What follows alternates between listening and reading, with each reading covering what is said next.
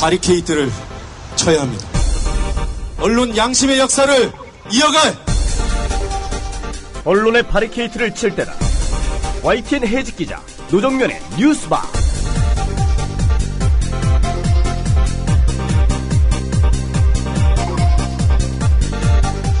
청취자 여러분 안녕하십니까? 어서 오십시오. 11월 7일 뉴스바 문이 열렸습니다.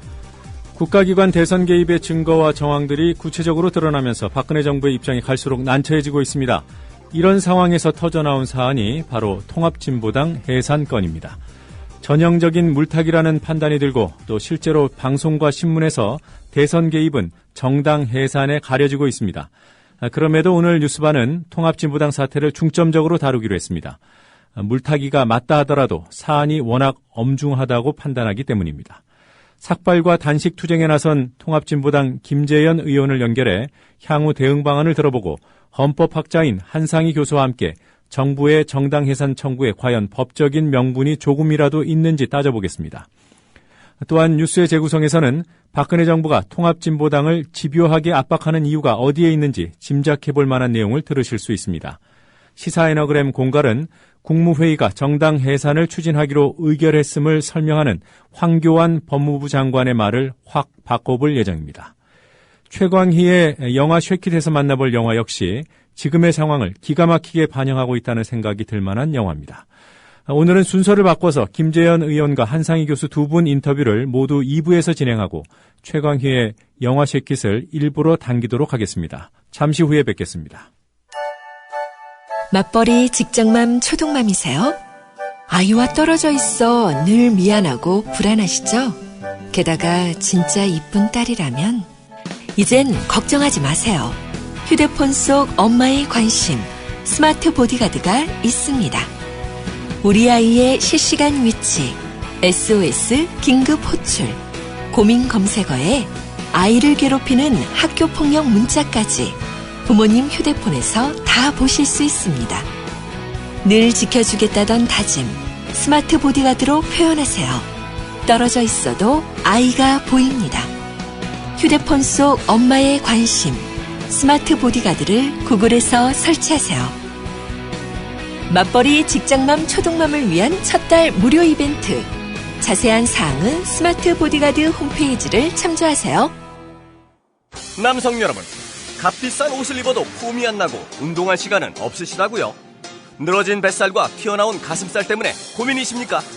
입는 순간 경험하시게 될 서프라이즈! 바디뷰 프리미엄은 고가의 스포츠웨어에 쓰이는 아쿠아엑스 원사를 사용, 최첨단 공법으로 탁월한 보정력과 신축성, 가공할 흡수력을 겸비했습니다. 우와, 정말 신기해요. 늘어진 가슴이 근육처럼 탄탄해지고 올챙이 같았던 뱃살도 올라보게 들어간대요. 바디뷰 대단합니다. 입는 순간 몸짱이 되는 남자 보정 속옷 바디뷰. 포털 검색창에 바디뷰를 검색해보세요. 구매하실 때 배송 메시지에 국민TV라고 적어주시면 고가의 사은품을 드립니다. 500원으로 즐기는 나만의 커피.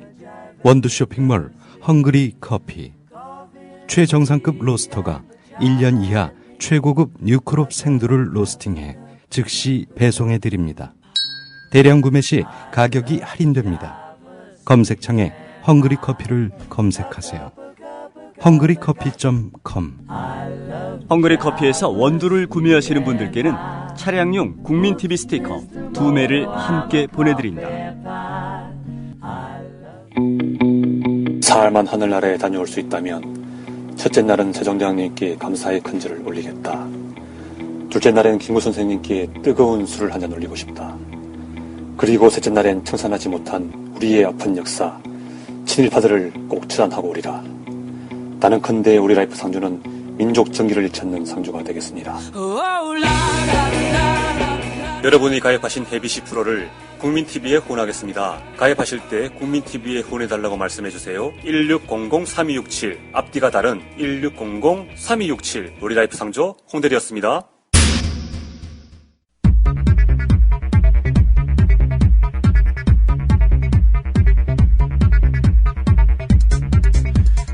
주요 뉴스들 간추려 보겠습니다. 통합진보당 정당 해산 청구를 정부에 지속적으로 요구해온 새누리당이 시민단체들까지 정부가 강제로 해산할 수 있는 법안을 추진하기로 했습니다. 새누리당은 2달 전 제출한 이석기 의원 제명안 처리에도 속도를 내기로 했습니다. 통합진보당 해산심판 청구안을 다룰 헌법재판소 주심으로 이정미 재판관이 선정됐습니다. 이정미 재판관은 광노현 전 서울시 교육감 사건에 적용된 사후 매수죄에 대해 위헌 의견을 냈던 인물입니다. 통합진보당 소속 의원 5명 전원이 삭발을 하고 국회 본청 앞에서 단식 농성에 들어갔습니다. 외부 연대와 장외 투쟁은 원외인 이정희 대표를 중심으로 추진하고 오는 9일 전국 노동자 대회에도 적극적으로 참여하기로 했습니다. NLL 대화록 사건으로 검찰에 소환돼 10시간 가까이 조사를 받고 나온 문재인 의원은 대화록 미의관을 둘러싼 오해들이 풀렸을 것이라고 주장하며 이제 검찰이 대화록 불법 유출 사건을 제대로 수사해야 한다고 말했습니다. NLL 대화록 사건을 수사하고 있는 검찰이 대선 후보였던 문재인 의원은 직접 소환한 반면 대화록 유출 의혹을 받고 있는 김무성 의원 등 여권 실세들은 서면 조사를 하고 있는 것으로 드러났다고 CBS 노컷뉴스가 보도했습니다. 국정원이 이른바 국정원 댓글녀의 변호사 비용 3,300만 원을 국정원 위장 명칭인 7452 부대 명의로 대신 내줬다고 JTBC가 보도했습니다. 국정원은 김하영 씨에 대한 변호사비 대납 사실을 시인하면서도 대납 이후 국정원 수뇌부와 직원들의 모금으로 메웠다고 해명했습니다. 강제 징수 논란을 빚고 있는 국정원 모금은 이종명 전 3차장 몫으로도 이뤄졌기 때문에 이 전 차장에 대한 변호사비 대납 의혹도 불거지고 있습니다. 국정원 수사 결과 은폐 사건의 핵심 인물인 김용판 전 서울경찰청장이 지난 4월 국정원 수사 기록을 개인적으로 챙겨서 퇴임한 것으로 드러났습니다. 민주당이 제안한 대선 개입 범야권 공동기구에 안철수 의원 측도 참여할 가능성이 높다는 언론 보도가 나오고 있습니다. 이 기구에는 이미 여러 시민단체와 종교계 주요 인사들이 참여하기로 했고 오는 12일 첫 번째 연석회의가 개최될 예정입니다. 민주당 문재인 후보의 공동선대위원장이었던 안도연 시인의 대선 당시 박근혜 후보 관련 트윗이 공직선거법 위반인지 법원이 오늘 1심 판결을 내놓습니다. 이미 열흘 전 국민참여재판을 통해 배심원 전원이 무죄 의견을 밝혔음에도 재판부가 선고를 오늘로 미룬 것이어서 어떤 결과가 나올지 주목됩니다. 국보 1호 숭례문 졸속복원의 파장이 커지고 있습니다. 특히 가장 큰 문제로 지적되는 단청 들뜸 현상은 문화재청이 사전 실험을 통해 부작용을 미리 확인했음에도 채색 공사를 강행해 일어난 일이라고 SBS가 보도했습니다. 수능이 치러지는 오늘 수능 한파 대신 수능 먼지가 찾아왔습니다. 기상청은 중국 스모그의 영향으로 미세먼지 농도가 짙어지고 있으며 황사까지 겹칠 것이라고 예보했습니다. 간추린 뉴스였습니다.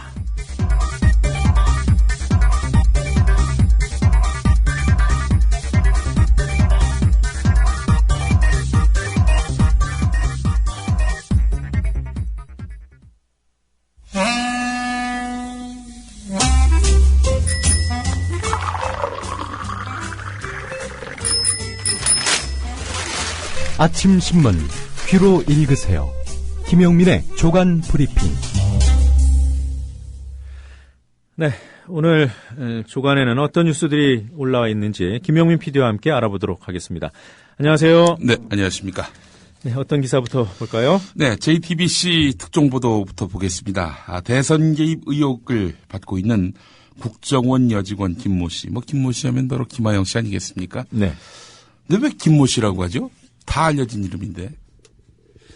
좀 취재 뭐라고 할까요? 좀 인권을 보호하는 듯한 그런 인상을 주기 위한 일종의 작은 꼼수지요. 네. 다 아는 이름을 왜 굳이 또 김모 씨라고 하는지 그것도 궁금하고요. 인권의 아이콘이 됐습니다. 이 김하영 씨가 말이죠. 현 정권에 이분 인권만 챙겨주는 것 같아서 좀 씁쓸하기도 하고 말이죠. 자, 이 김하영 씨의 변호사 비용을 국정원이 세금으로 대준 것으로 확인됐다는 보도입니다. 예.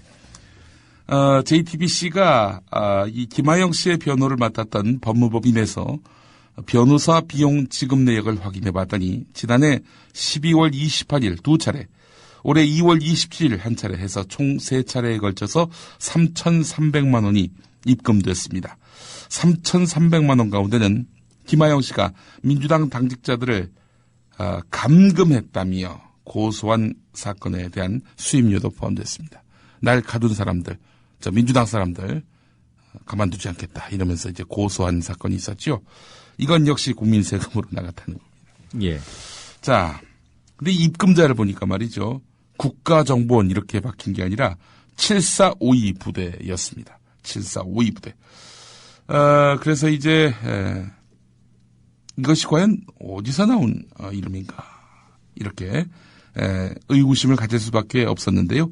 계속 따지고 또 따지고 들어보니 결국 국가정보원인 것으로 확인됐다는 겁니다. 변호사 측은 처음에는 이 3,300만 원의 출처가 국가정보원이 아니라고 주장했습니다. 하지만 취재팀이 입금표 내용을 확인해서 구체적으로 내역을 제시하니까 입금 주체가 바로 국가정보원임을 인정했다는 겁니다. 국정원은 그 근거를 들이대기 전에는 절대 인정하는 법이었군요. 그렇습니다. 예, 확실한 증거만 인정을 하고요. 나중에 그게 다 거짓말로 드러나도요. 그때 가서 말을 바꿉니다. 또 반성한다든지 사과한다든지 뭐 그런 거짓말을 한 것에 대한 책임을 진다든지 뭐 그런 거 절대 없습니다. 네, 좌익 교수의 그 신원에 대해서도 거짓말을 했었고, 예. 거짓말한 게 한둘이 아닌데요. 좌익 교수가 국정원 직원이라고 그런 말한 사람들 다 고소할 거야. 네, 그렇게 엄포까지 났죠. 엄포까지 났었어요. 네. 이제 하나 배웠습니다. 국정원이 아니라고 하면 예. 맞는다는 예. 합리적인 추론을 할 수 있게 됐습니다. 그렇습니다. 중요한 부분이 있습니다. 검찰이요, 기업 수사할 때 말이죠. 기업 임직원들의 변호사 비용을 회사 돈으로 내준 것이 확인되면은 관계자들은 횡령이나 배임 혐의로 네. 바로 재판에 넘겨집니다. 국정원 여직원의 수임료가 국민 세금, 국고에서 나간 것이라면은 이게 더 큰 문제 아닙니까? 계속 이전 정부, 이전 원세훈 시절의 일이라 이렇게 주장해 왔는데요. 이게 남재준 원장이 책임질 아주 분명한 사안이 생겼습니다. 그렇습니다. 자, 그리고 무엇보다도 왜 정권이 김하영 변호사비를 대줍니까? 그 김하영 씨, 개인적 일탈이라면서요. 개인적 일탈이라면서 왜 국가 돈을 들여서 변호사 비용을 대줍니까? 답을 다 아시면서 그러십니까? 글쎄 말입니다. 일탈이라는 말 자체가 얼마나 기만적입니까? 이 표현 자체가. 대선 직후에 김하영 씨한테 날아든 국정원 간부의 문자가 그런 내용 아니었습니까? 예, 너 때문에 편안하게 대선 결과를 지켜볼 수 있었다. 너 때문이 아니라 니 덕에. 니 덕에. 예, 그렇습니다. 어처구니가 없습니다. 정말 할 말이 없습니다. 이래놓고도 대선 개입 없었다. 국정원 도움을 안 받았다. 국정원뿐만이 아니군요. 다른 곳에도 세금이 들어갔군요. 네, 그렇습니다. 지난해 대선을 앞두고 트위터와 페이스북 같은 SNS를 활용해서 좌익, 종북, 친북 세력 척결을 표방하는 보수단체의 이른바 안보 SNS 사업에도 나랏돈이 들어간 것으로 나타났다는 한겨레 일면 보도입니다.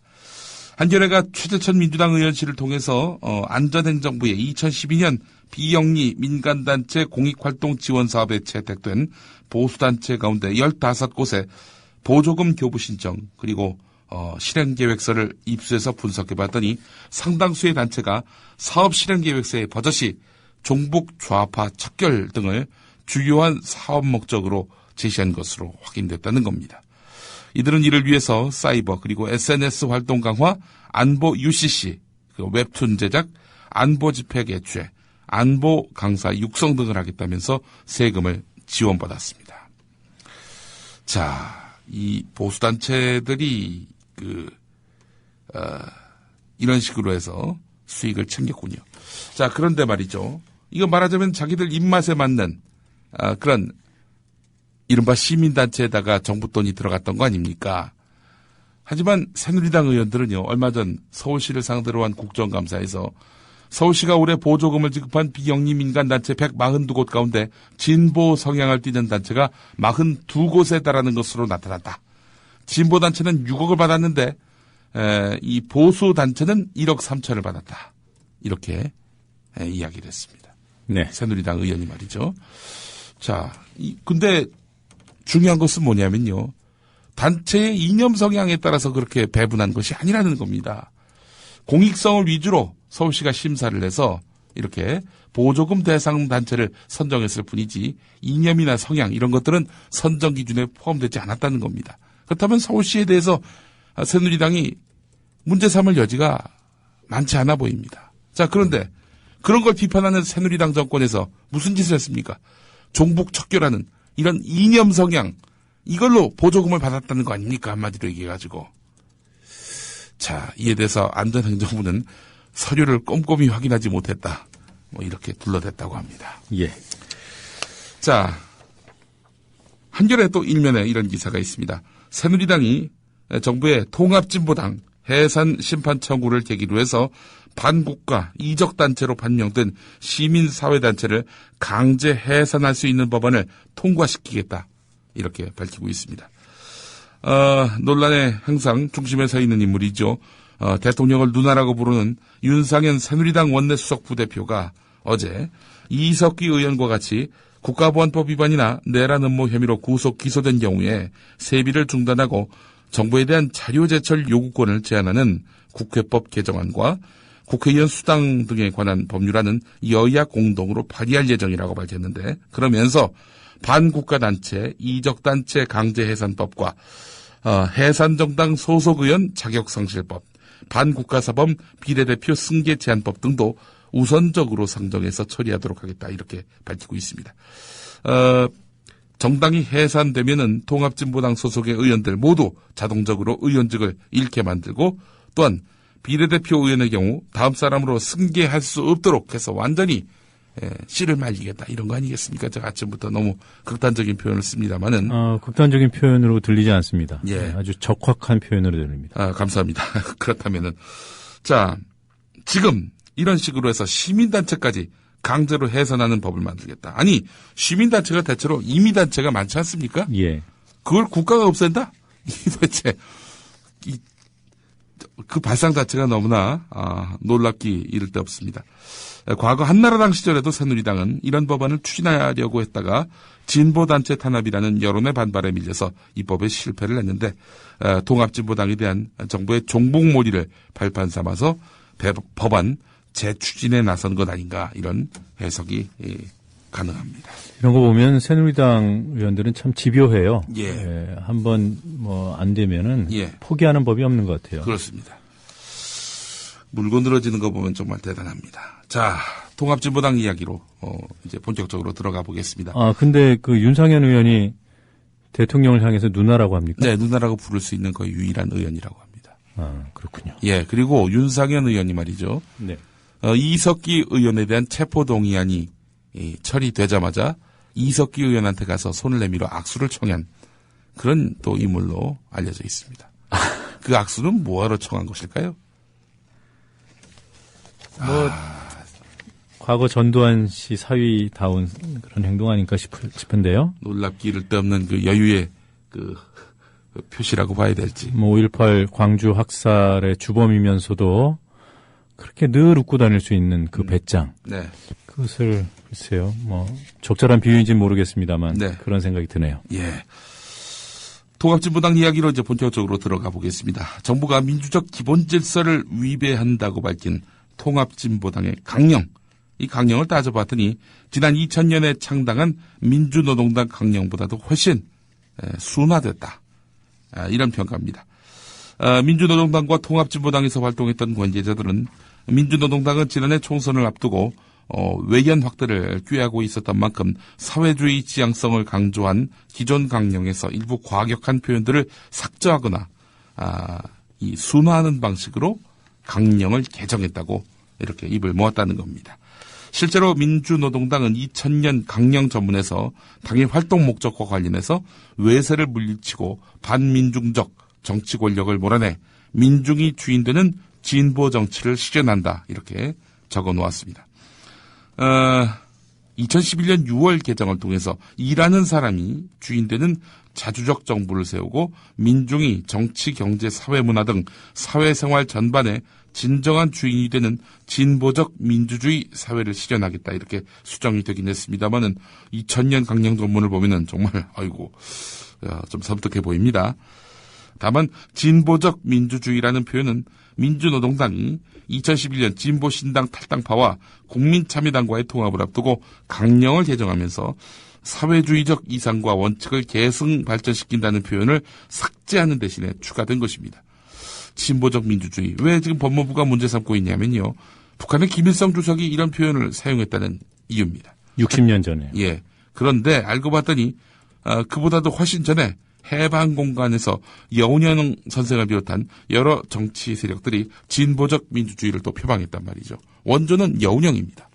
근데 김일성이 원조인 것으로 법무부는 이렇게 보고 있는 거 봐서는 참 공부를 안 했다. 그런 생각을 또 지울 길이 없습니다. 이 내용은 한국일보 3면에 있고요. 국민일보 9면을 한번 보겠습니다. 경향신문에도 관련 기사가 있긴 한데요. 자, 2004년 헌법재판소의 그 의뢰로 발간된 정당 해산 심판 제도에 관한 연구, 이 보고서가 지금 이목을 집중시키고 있습니다. 헌법상 정당 해산 규정이 정당을 보호하기 위한 그런 성격이 강하다.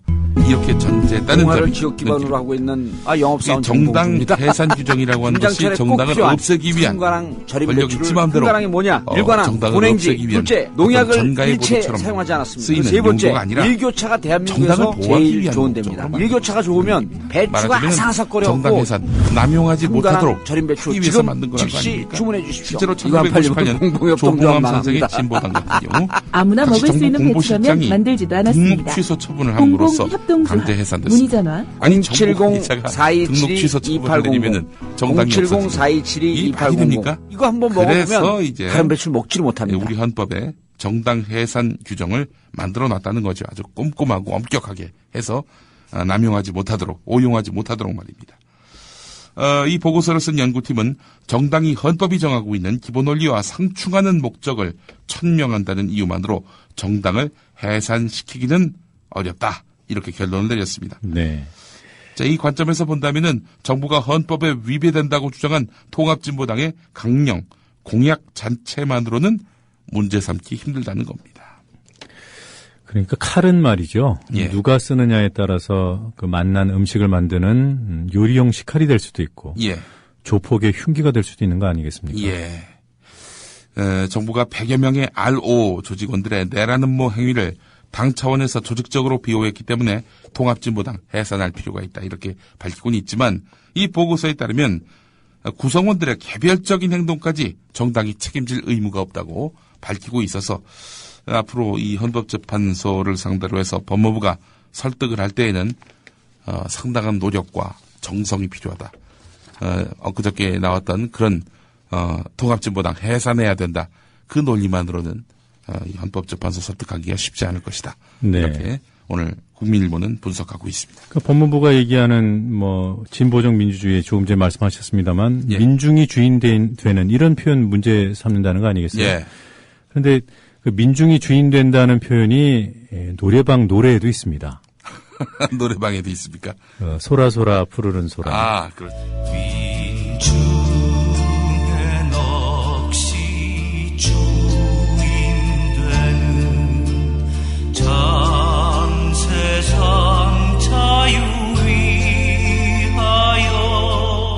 민중의 넋이 주인되는 참세상 자유 위하여. 예. 이것도 헌법재판소로 가져가야 되나요? 이적 표현, 노래로 말입니다. 예. 자, 한결의 사면을 보겠습니다. 자, 이제 헌법재판관에게 그 공이 넘어갔는데, 이분들 그 성향이 어떨지 관심이죠. 이정미, 재판관, 이분이 주심으로 이렇게 선정이 됐죠. 이정미 재판관의 성향이 어떠한지 오늘 많은 언론들은 주목하고 있습니다. 특히 한국일보 같은 경우 소수 의견에 좀 더 힘을 실어주는 그런 입장이 섰다라고 또 평가하기도 하는데요. 자, 한결의 분석을 보겠습니다. 역대 가장 보수적이라는 평가를 받고 있는 5기 헌법재판소가 헌정 사상 초유의 정당 해산 심판 청구 사건에 대해 어떤 판결을 내릴지 관심이다. 현재 헌법재판관 9명은 모두 검찰 또는 법원 고위직 출신들이다. 박한철 헌재소장과 안창호 재판관은 검사 출신으로 각각 대검찰청 공안부장과 공안기획관을 지냈다. 이 두 분은 말하자면은 벌써부터 어느 쪽에 기울었을지 많이 보인다는 그런 뉘앙스가 이 기사에서 풍깁니다.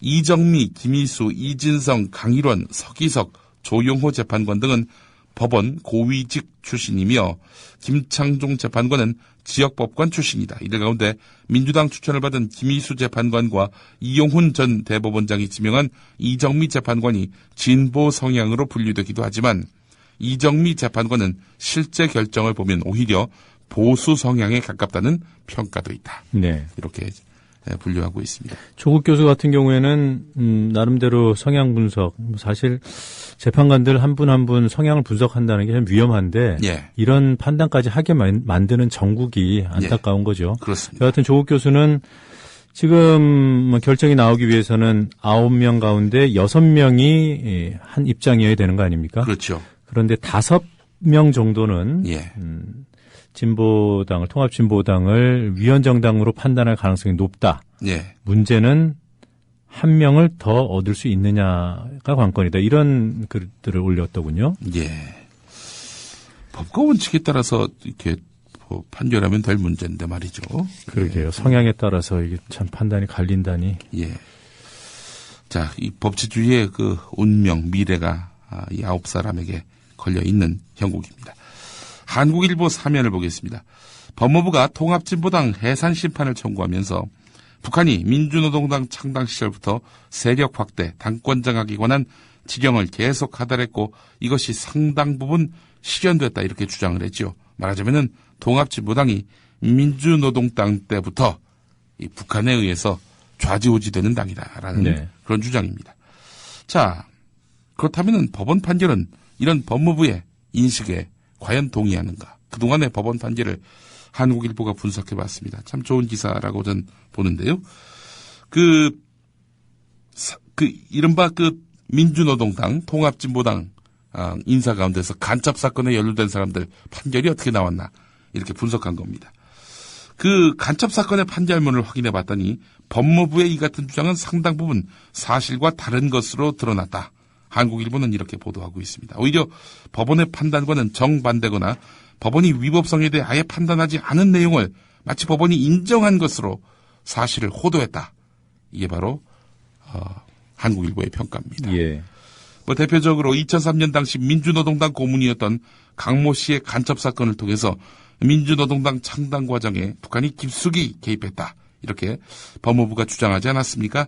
하지만 당시 법원은 강모 씨에 대해서 간첩죄의 유죄 선고와 별도로 판결문에서 북한 공작원들이 가장 절실히 원했던 것으로 보이는 민주노동당 관련 주요 인사들의 포섭 활동은 결국 성공하지 못했다. 이렇게 적시했습니다. 강모 씨가 민주노동당 인사들을 포섭할 능력도 없었고 그럴 지위에 있었는지 포섭을 위한 구체적인 행동을 했었는지 의문이라는 것이다. 예, 이런 얘기입니다. 종북 세력이 민주노동당의 서울시당과 정책위원회를 장악하는데 북한이 1심회를 통해 개입했다는 주장도 법원은 그 사실 여부를 판단하지 않았다는 겁니다. 민주노동당 등의 내부 인사들에게 접근하는 등 노력을 했다라고만 했을 뿐입니다. 법원은 오히려 법무부가 간첩단이라고 적시한 1심에는 반국가단체라고 볼 수 없다는 그런 판결을 내렸습니다. 자, 이런 그 법원의 판단에 비춰보면은 통합진보당 전체가 북한의 지령을 받은 간첩 세력에 포섭된 위헌정당이라는 법무부의 주장은 근거가 부족해서 향후 헌법재판소 재판 과정에서도 치열한 쟁점이 될 전망이라고 한국일보는 전하고 있습니다. 그 헌법학자들 의견들을 어떤 신문이나 방송도 다 지금 들어서 보도하고 있지 않습니까? 예. 그것들을 쭉 이렇게 정리를 해보면요. 예. 심지어 조중동에 나온 헌법학자들의 의견도 한 6대4 정도로 안 된다는 의견이 많습니다. 예. 대체적으로 보면은 7대3 내지는 8대2 정도로 이번 청구가 무리했다는 의견이 대세를 이루고 있더군요. 예, 그렇습니다. 자, 통합진보당 관련한 그런 뉴스는 여기까지 하고요. 박근혜 대통령의 지금 유럽 순방 보도, 이 보도를 보면 어떤 느낌을 받으십니까? 이미 곱게 한복을 차려입은 대통령의 패션, 유창한 프랑스어 실력을 뽐내며 20분 동안 진행한 연설, 창조 경제와 문화 행보를 선보인다는 소식까지 그야말로 대통령 순방보도에 일정한 패턴이 있는 것 아닌가 이런 생각이 들 정도입니다. 찬사일색이고 그야말로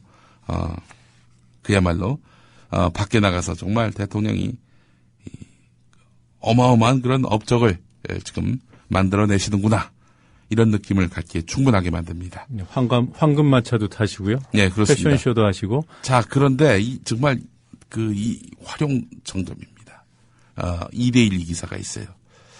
박근혜 대통령을 태운 왕실마차가 버킹엄 궁에 들어설 때는 잔뜩 찌푸린 하늘이 바뀌어서 햇빛이 쨍쨍 비쳤다.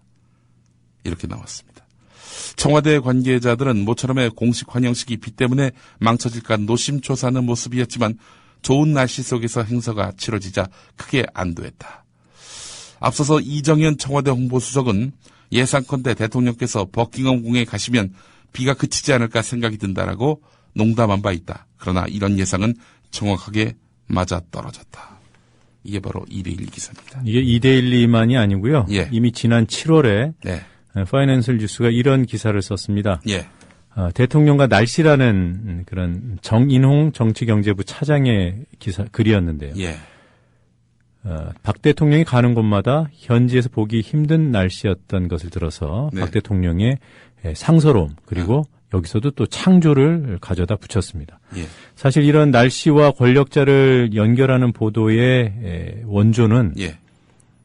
박정희 전두환 아니겠습니까? 전두환과 관련한 당시 방송 보도 육성을 제가 준비를 했습니다. 아, 그래요? 예. 안 그러면 제가 읽어드리려고 했는데 예. 직접 듣는 게 낫겠고요. 예. 지금 들어볼까요? 예. 방송의 전두환 숭배는 이 같은 영상 기호와 상징 조작에다 방송 언어가 결합되면서 더욱 진화해 갔다. 낯뜨거운 중계 멘트가 경쟁하듯 쏟아졌다. 가장 두드러진 것은 날씨와 전두환이다. 방송에서 이제 각하는 천기까지 조절하는 존재가 됐다. 만면의 미소를 띠고 계신 대통령 내분. 대통령께서는 오랜 가뭄 끝에 이강토의 단비를 내리게 하고 떠나시더니 돌아오시는 오늘은 지루한 장막 끝에 남국의 화사한 햇빛을 안고 귀국하셨습니다. 아마 하느님도 우리를 도우심이 아닌가 생각됩니다. 그 백악관 직원들하고 잠깐 얘기를 했더니 사실은 이게 상당히 단비랍니다. 근데 이상해요. 전두환 대통령이 도착하는 곳마다 약간씩 비가 내린데 말이죠. LA에서도 국내뿐 아니라 미국의 단비도 몰고 왔다. 그래서 이제 LA에 도착하자마자 비가 내려서 아주 단비를 몰고 왔다. 이런 신문에도 평이 나오고 그랬는데 이 워싱턴도 마찬가지거든요. 각하가 나타나면 이상하게 가뭄이 해소되고 겨울 추위까지 녹아내렸다. 단비를 몰고 온 전두환 대통령을 취재하기 위해 미국의 보도진 80여 명과 국내 보도진 70여 명의 취재 경쟁이 2월 워싱턴 초겨울 비추위를 녹였다. 서울보다도 더 추운 겨울에 어느 날 오후에 찾아든 우리 대통령의 풍성한 웃음에 팔을 휘저으며 태극기를 흔드는 꼬마들은 그만 추위를 잊고 말았다. 참. 아무튼 우리 김용민 PD랑 저랑 생각이 탁 통한 것 같아서 기분이 더 좋습니다. 사실 저희가 이거 조간 브리핑 진행하기 전에 단 1분도 맞춰보지 못하잖아요. 그냥 원고 딱 들고 주시는 기사 들고 딱 앉아가지고 서로 즉흥적으로 진행을 하는데 오늘 가장 뭐라고 할까요? 느낌이 팍 온다고 해야 될까요?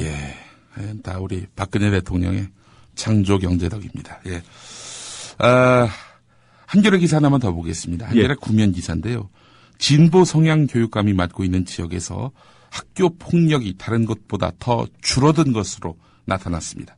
애들 풀어주면은 학교 폭력이 더 늘어날 거라고 우려하는 분들이 더러 있더라고요. 근데 도리어 이렇게 학생 인권 조례, 혁신학교, 학교 문화를 민주적으로 바꿨더니 오히려 학교 폭력이 더 많이 줄었다는 겁니다. 감소폭이 어마어마합니다. 30% 감소했습니다. 보수교육감 쪽에서는 7.1% 줄어드는 효과밖에 없었습니다. 가해 학생 수, 피해 학생 수의 감소율도 당연히 월등히 진보 교육감 지역에서 두드러졌습니다. 학생들에게 인권을 가르치면은 학교 폭력이 줄어든 것 어찌 보면 이거 상식 아닌가요? 네. 오늘 여기까지 하겠습니다. 네, 오늘 잘 들었습니다. 고맙습니다.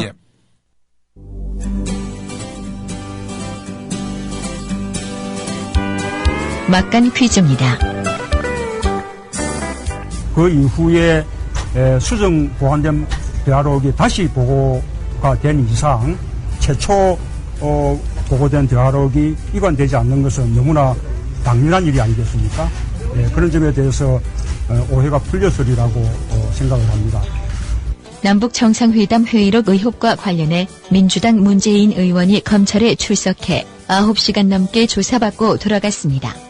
문제드립니다. 문재인 의원이 참여정부 당시 했던 일로 아닌 것을 골라주세요. 1번 법무부 장관, 2번 청와대 시민사회수석, 3번 청와대 민정수석, 4번 청와대 비서실장. 답을 아시는 분은 정답과 함께 연락 가능한 이메일을 적어주세요. 세 분을 선정해 기념 음반을 보내드립니다.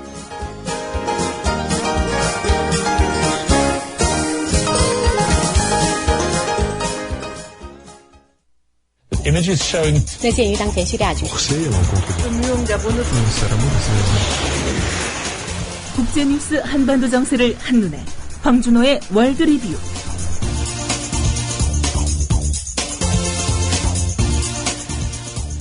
네, 지구촌과 한반도 정세에 관한 뉴스들을 정리해 보겠습니다. 국제뉴스 전문 캐스터 황준호 기자 연결돼 있습니다. 황준호 기자님 안녕하세요. 네, 안녕하십니까.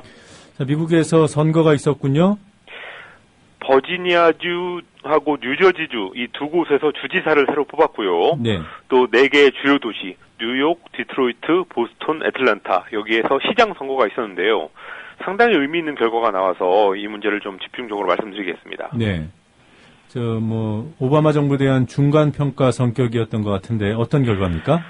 내년에 총선이 있고 중간 선거 총선이 있고 또 3년 후에는 대선이 있으니까 중간 평가이기도 했고요. 예. 또 연방 정부 셧다운, 부분 업무 중단 사태를 공화당의 극우 강경파 티파티가 계속 주도를 했었는데 거기에 대해서 민심이 어떤 평가를 내리는지 이거를 가늠해 볼 수 있는 선거였습니다.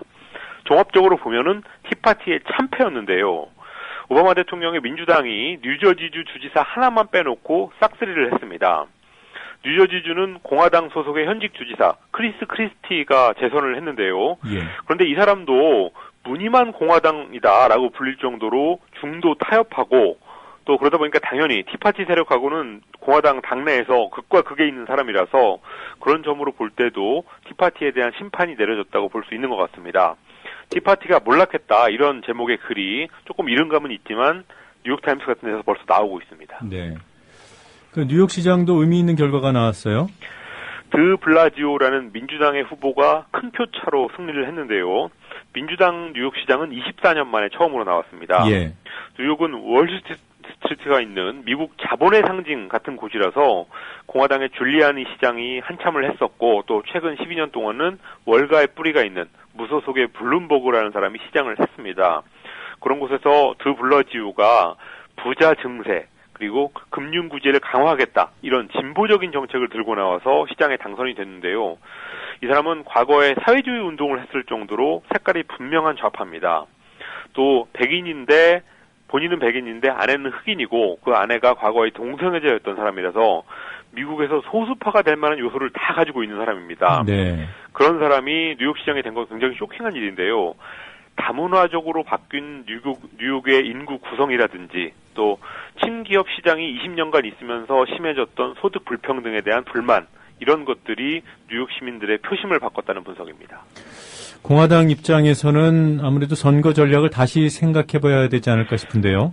그렇습니다. 버지니아 주지사 선거를 봐도 알 수 있는데요. 공화당의 후보는 오바마의 건강보험 개혁안에 대해서 위헌 소송을 처음으로 제기했던 인물이었고 또 주지사가 되면 오바마의 저격수가 되겠다 이런 공공연히 해왔습니다. 그러니까 전형적인 공화당의 강경파인데요.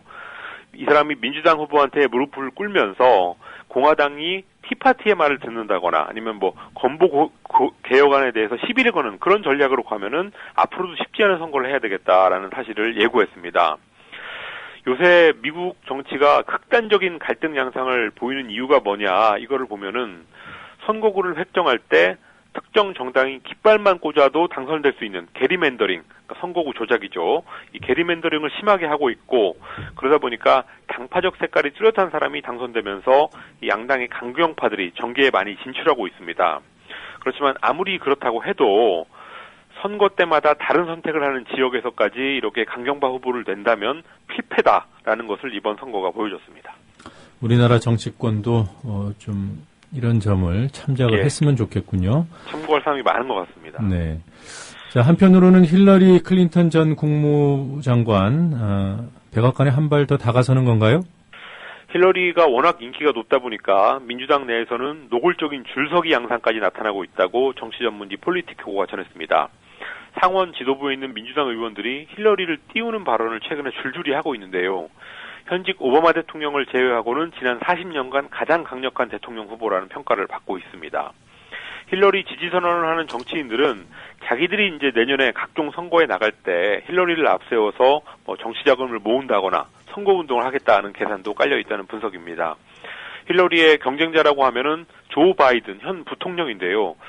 아무래도 바이든은 여러모로 좀 역부족인 상황입니다. 네. 자, 이제 중국으로 가보죠. 테러로 추정되는 사건이 또 일어났어요.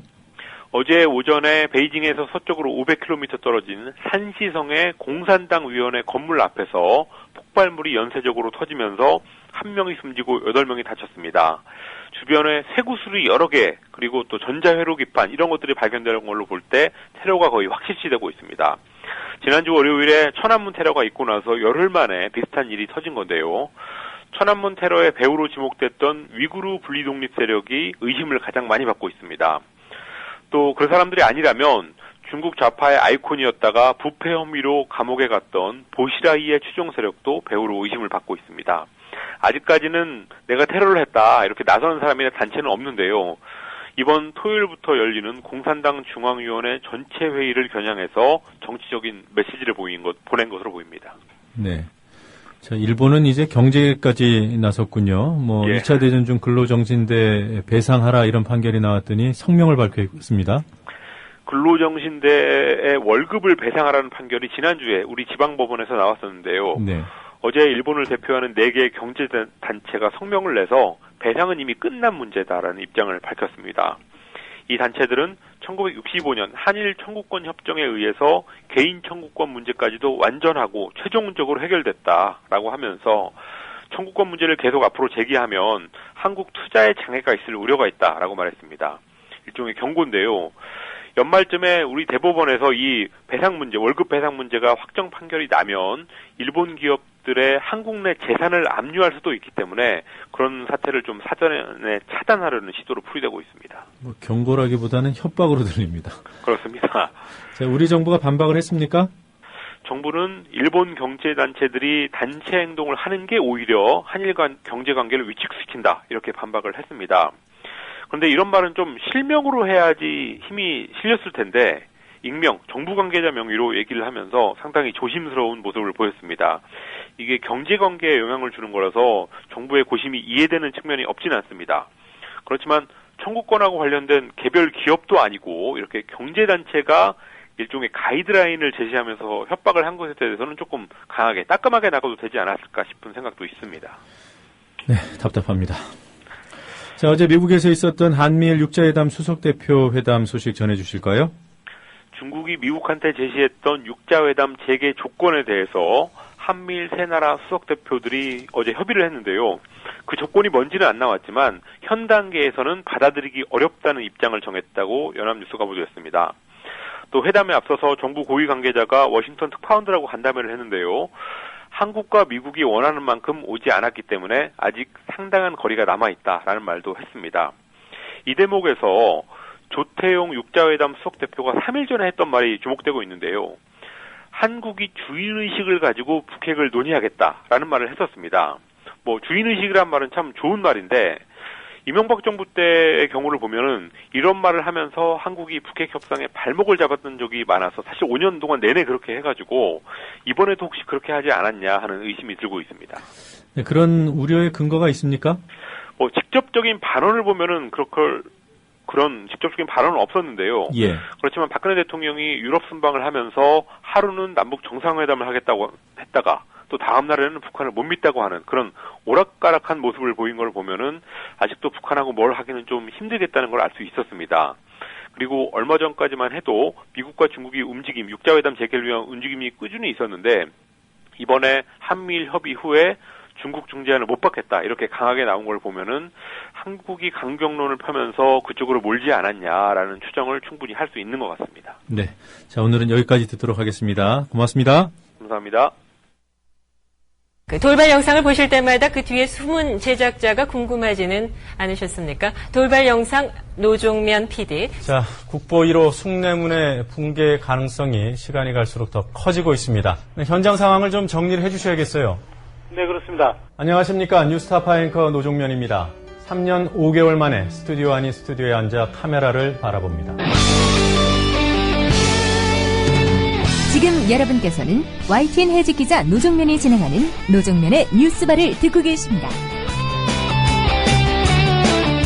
노종면의 뉴스바는 매일 아침 7시부터 9시까지 국민TV 라디오로 방송됩니다. 노종면의 뉴스바와 함께하고 계신 지금 시각은 7시 44분입니다. 이 시각 간추린 뉴스입니다. 오늘 전국에서 65만여 명의 수험생들이 2014학년도 대입을 위한 수학능력 시험을 일제히 치릅니다. 입실 마감 시각은 8시 10분입니다. 2007년 정상회담 회의록 삭제 의혹과 관련해 민주당 문재인 의원이 어제 9시간 동안 검찰 조사를 받았습니다. 문 의원은 문서관리 시스템과 문서 이관에 대해 검사들의 이해가 부족해 보인다며 의혹을 전면 부인했습니다. 한국과 영국 정상이 양국 간 무역 투자 규모를 2020년까지 현재의 2배로 늘리기로 합의했습니다. 정당 해산 위기에 처한 통합진보당은 의원들이 삭발을 하고 무기한 단식 농성에 들어가는 등 총력 투쟁에 나섰습니다. 북한을 추종한 적도 없고 북한의 명령에 따라 움직인 적도 없다며 정당 해산은 야당을 포갑으로 억누르려는 시도라고 비판했습니다. 국가정보원이 대선 개입 의혹 댓글 사건의 핵심 인물인 여직원 김모 씨의 변호사 비용을 일단 대납한 뒤 직원들의 자체 모금 운동을 통해 예산을 모두 메운 것으로 확인됐습니다. 횡령 혐의 등으로 재판을 받아온 김승현 한화그룹 회장이 법원에 치료를 위해 구속집행을 정지시켜달라며 4번째 연장 신청을 했습니다. 내년 2월까지 불구속 상태에서 재판을 받게 됐습니다. 지금까지 이 시각 간추린 뉴스 아나운서 김희주였습니다. 국민TV가 인천을 찾아갑니다. 11월 9일 토요일 낮 3시 인천시 연수구 동춘 2동 930번지 3호 인천광역시 평생학습관 미추홀에서 국민TV 인천지역조합원 한마당이 마련됩니다. 가수 손병희의 콘서트와 최동석 이사의 협동조합 특강, 서영석, 김영민의 정치 토크, 공개방송 등으로 꾸미게 될 인천지역 조합원 한마당, 인천지역 조합원과 인천시민 모두를 초청합니다. 11월 9일 토요일 낮 3시 인천시 연수구 동춘 2동 930번지 3호 인천광역시 평생학습관 미추홀. 새로운 언론을 갈망하는 우리 모두의 꿈이 실현되는 현장. 늦지 마세요. 11월 9일 토요일 낮 3시 인천 동막역 근처 인천시 평생학습관 미추홀입니다.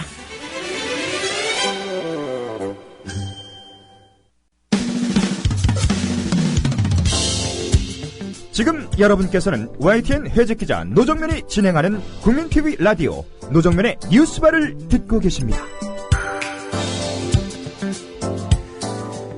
네, 매주 목요일 시의적절하면서도 볼만한 영화를 골라서 흔들어드리는 최광희의 영화 쉐킷 시간입니다. 오늘은 순서를 앞으로 좀 당겨서요 1부에서 진행하게 됐습니다. 최광희 평론가께서 미리 알려주신 오늘 영화들의 주제는 타자화의 심리학이었습니다. 타자화, 상대를 나 또는 우리 편과 철저하게 다른 대상으로 구별해 두는 것, 현실적으로는 상대를 배척 또는 지배의 대상으로 삼는 것을 말하는 개념입니다. 최근에 한국 정치 상황을 연상시키는 영화도 있다던데요. 과연 어떤 영화인지 살펴보도록 하겠습니다. 영화평론가 최광희 씨 스튜디오에 나와 계십니다. 안녕하세요. 네, 안녕하십니까. 자, 오늘 어떤 영화 가지고 오셨어요? 오늘 두 편의 영화를 소개를 해드릴까 합니다. 한 편은 지난 2009년에 한국에서 개봉한 영화인데요. 다우트라는 영화고요. 네. 또 한편은 지난 2011년에 베를린 영화제 금곰상 받은 작품입니다. 시민과 나데르의 별거라고 하는 영화입니다. 예. 앞서 앵커께서 말씀하셨다시피 이제 두 영화는 타자화, 누군가를 적대시하고, 네. 말하자면 내 편의 반대편이죠. 네. 이런 상황으로 이제 몰아가게 되는 인간의 심리를 아주 세밀하게 다루고 있는 그런 영화라고 할 수가 있겠습니다. 이 다우트라는 영화에 대해서 먼저 소개를 해드릴게요. 이 영화는 원래 연극이 원작인데요. 존 패트릭 샌리라고 하는 분이 연출을 했는데 영화도 직접 연출을 맡았습니다. 그리고 여러분들 잘 아시는 그 미국의 뭐 중견 연기파 배우죠. 메릴 스트립. 네. 그리고 이제 남자 배우는 필립 세이머 호프만, 아주 뭐 최근에 맹활약을 펼치고 있습니다. 마지막 사중주라든가 마스터라든가 올해 나온 아주 걸작 영화들에 계속 출연을 하고 있는데요.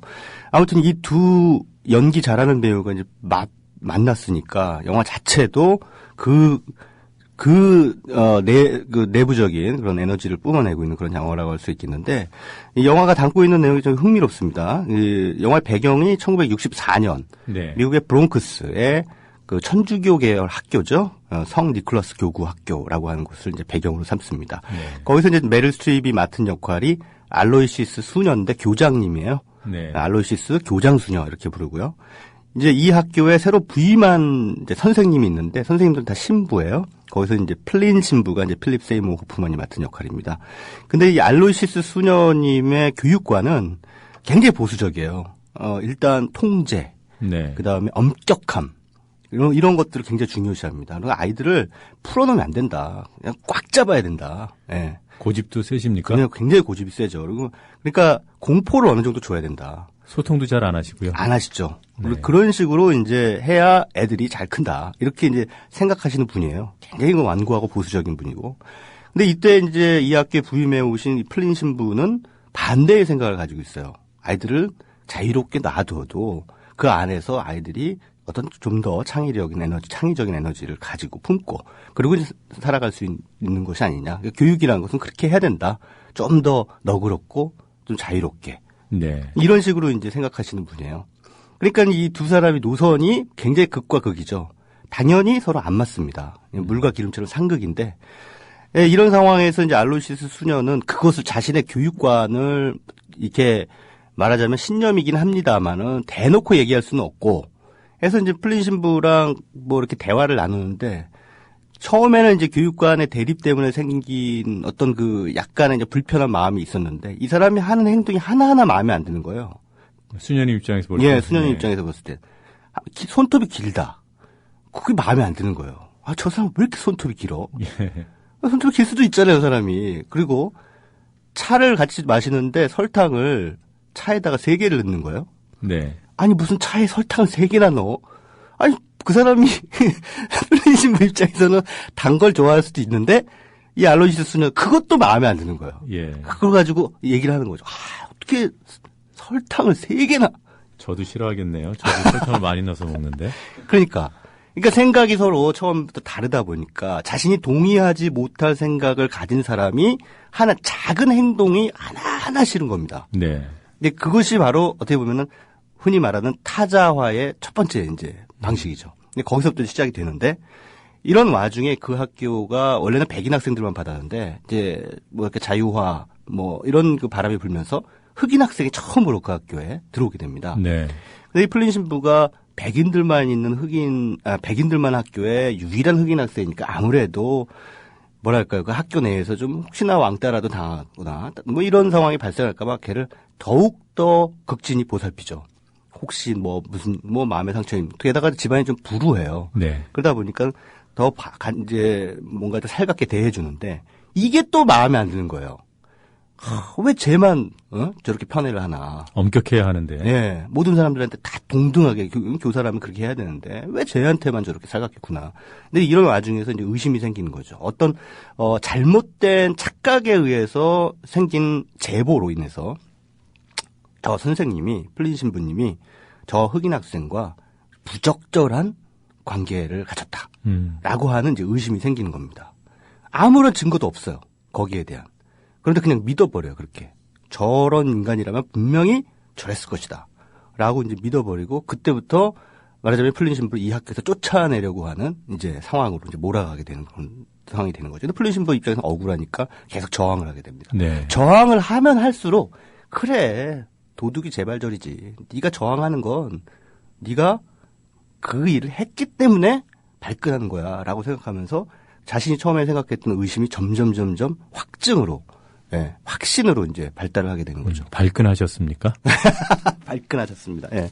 그러니까 발끈하다 보니까 아무런 근거도 없는 자신의 의심을 확신으로 그냥 몰아붙이고 결국은 풀린 신부에 대한 박해를 시작합니다. 막 박해를. 이런 이제 과정이 이 다우트라는 영화에서 이제 그려지게 됩니다.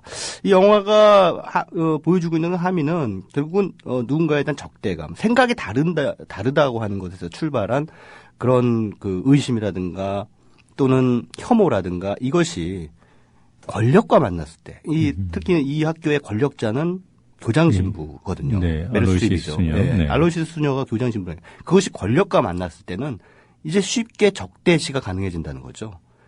배제할 수 있다는 얘기예요. 자기의 권력을 가지고. 네. 예. 근데 그 시작은 굉장히 옹졸하고 유치한 데서부터 시작이 됐다는 거죠. 난 그냥 네가 싫어. 예. 네 생각이 나하고 맞지 않는 게 싫어. 이렇게 되면서 그 사람에게 있지도 않은 죄를 뒤집어 씌우면서 이렇게 빼버리는, 배제시켜버리는 그런 타자화의 작동 방식을 한 천주교구의 학교라고 하는 공간을 통해 가지고 네. 보여주고 있는 영화죠. 이 영화가 담고 있는 내용은 그 학교에서만 일어날 수 있는 아주 특수한 하나의 사례라기보다도 이것이 언제나 우리 사회에서 쉽게 벌어질 수 있는, 특히나 그 정치 상황으로 갔을 때는 더더욱 우리에게 벌어질 수 있는 상황. 그러니까 권력과 편견과 혐오와 증오 이런 것들이 같이 만났을 때 어떤 그 말하자면은 비논리적인 상황으로 변모하느냐라는 것을 아주 상징적으로 잘 보여주고 있는 영화라고 할 수 있겠습니다. 네, 이 정도만 들어도 지금 우리 사회가 겪고 있는 여러 가지 정치 상황이 바로바로 떠오릅니다. 네, 알로시스 수녀가 어떤 분을 연상시키는지도 청취자분들께서 이미 다 간파하셨을 것 같고요. 네. 제가 한 가지 궁금한 거는 네네. 이 영화 속에서 그 풀린 신부님을 네. 그 학교 내에서 도와주시거나 네. 이른바 우리식으로 표현하면 연대지요. 네. 그런 분들이 있습니까? 네, 영화 속에서는 있긴 합니다. 그 흑인 학생의 부모님이 변호를 하시는데 크게 힘을 발휘하지 못하는 그런 상황이 되죠. 이 영화의 그 마지막 장면 아주 굉장히 의미심장한데요. 네. 그 알로시스 수녀가 계속 이 풀린 신부를 몰아가는데 증거가 확증이 안 나오니까 이제 그만해야 되잖아요. 네. 그만해야 되는데 계속 가는 거예요. 계속 몰아붙이는 거예요. 왜냐하면 그렇게 거기서 그만을 하면 지금까지 자기가 했던 행동이 잘못된 것이라고 결론이 나기 때문에 그게 싫은 겁니다. 또. 네. 그러니까 한번 타자화의 길로 접어들면 이 돌이킬 수가 없는 거예요. 그러니까 나중에 이제 제임스 수녀라고 그 학교의 또 다른 수녀님이 알로시스 수녀에게 물어보죠. 왜 그렇게 계속 그 신부님을 의심하세요? 이제 그만하실 때도 됐잖아요? 라고 이렇게 물어보니까 알로시스 수녀가 갑자기 눈물을 펑펑 흘립니다. 흘리면서 의심을 멈출 수가 없다. 예. 라고 이제 고백을 하죠. 그러니까 그것은 결국은 자기도 어쩔 수 없이 그 의심의 그 궤도 안에 접어들면은 그냥 끝까지 종착역까지 가야 되는. 예.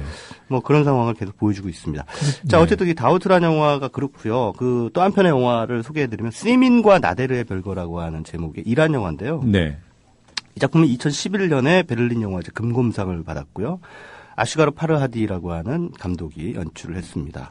보통 이란 영화 하면 우리가 흔히 생각하는 것은 전쟁의 참혹함이라든가 또는 가난한 아이들 이런 어떤 중동하면 우리가 관성적으로 떠올리는 그런 이미지가 있지 않습니까? 네.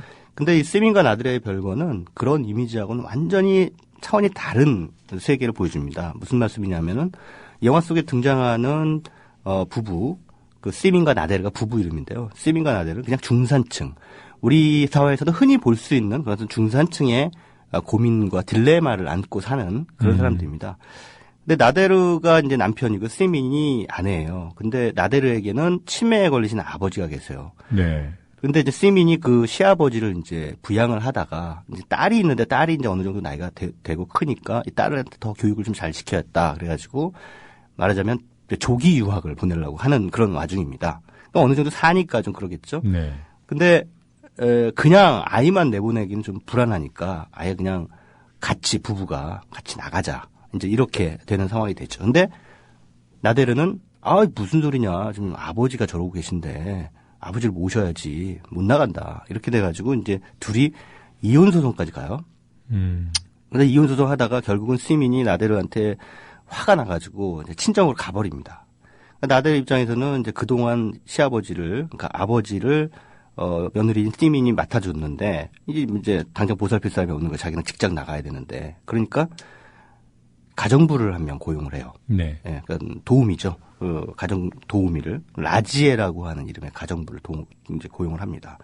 이 라지에는 굉장히 못 사는 사람이죠, 당연히. 근데 들어왔는데 어느 날 회사 갔다 왔더니 라지에는 어디론가 없어지고 네. 아버지가 침대 밑으로 떨어져 있는 거예요. 그러니까 너무 화가 나는 거죠. 예.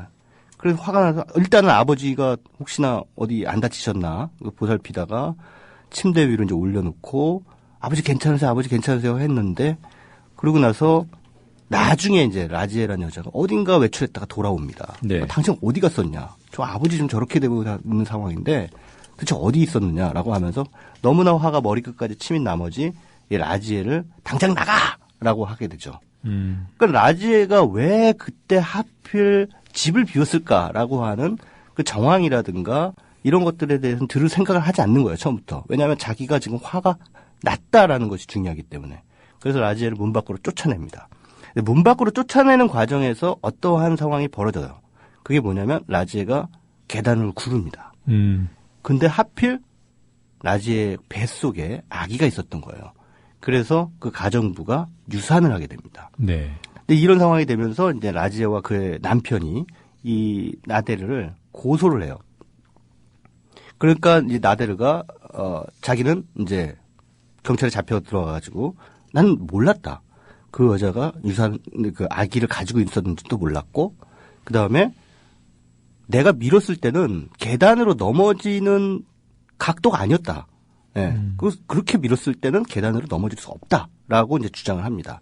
근데 이 나데르는 어떤 사람이냐면요, 굉장히 원칙주의적인 사람이에요. 뭐 하나 탁탁 그리고 정확하게 뭔가 맺고 끊는 그런 상황, 그런 것들을 굉장히 중요하게 생각하는 그런 사람입니다. 근데 그런 사람의 입에서 사실 거짓말이라는 게 나올 리가 없겠죠. 어떻게 보면은. 왜냐하면 이제 지금까지 쭉 우리가 봐왔던 이 나데르라고 하는 캐릭터를 보건데, 뭐, 거짓말을 하겠는가, 이렇게 생각을 하는 거죠.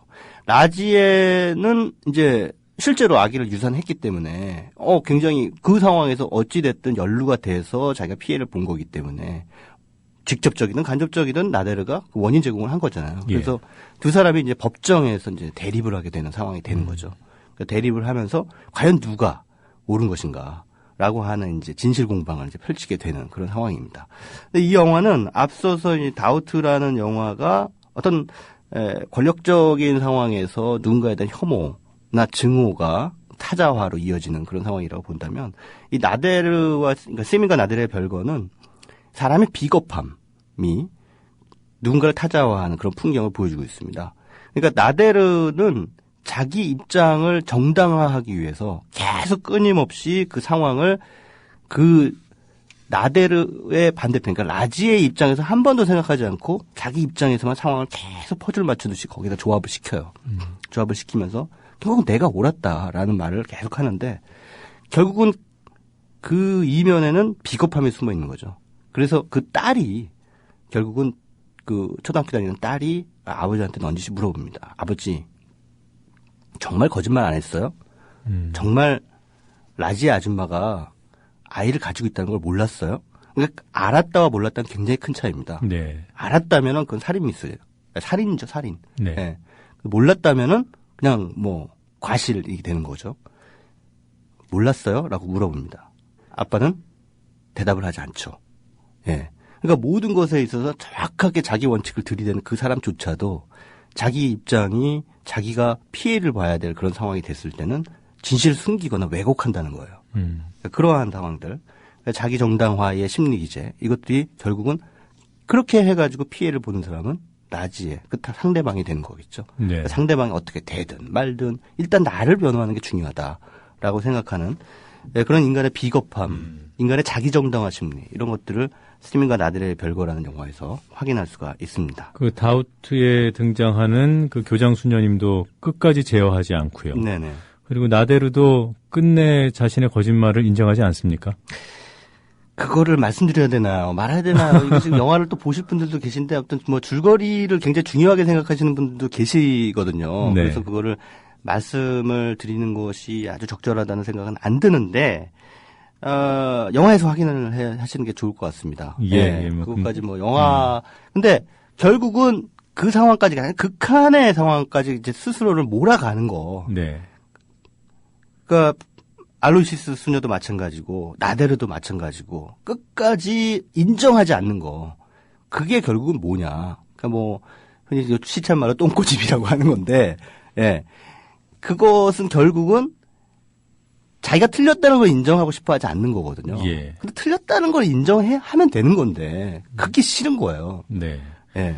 더더욱이나 자기가 우월적 위치에 놓여 있다면, 그러니까 그 상대방보다 훨씬 더 많은 뭐 사회적 자산이나 혹은 권력이나 이런 것들을 활용할 수 있는 위치에 놓여 있다면 그렇다면은 자기가 틀렸다는 것을 더더욱 인정하지 않으려고 하죠. 예, 특히나 뭐 신뢰와 약속의 인물로 그렇게 평가받는 세간의 평가를 받는다면 더더욱 힘들겠군요.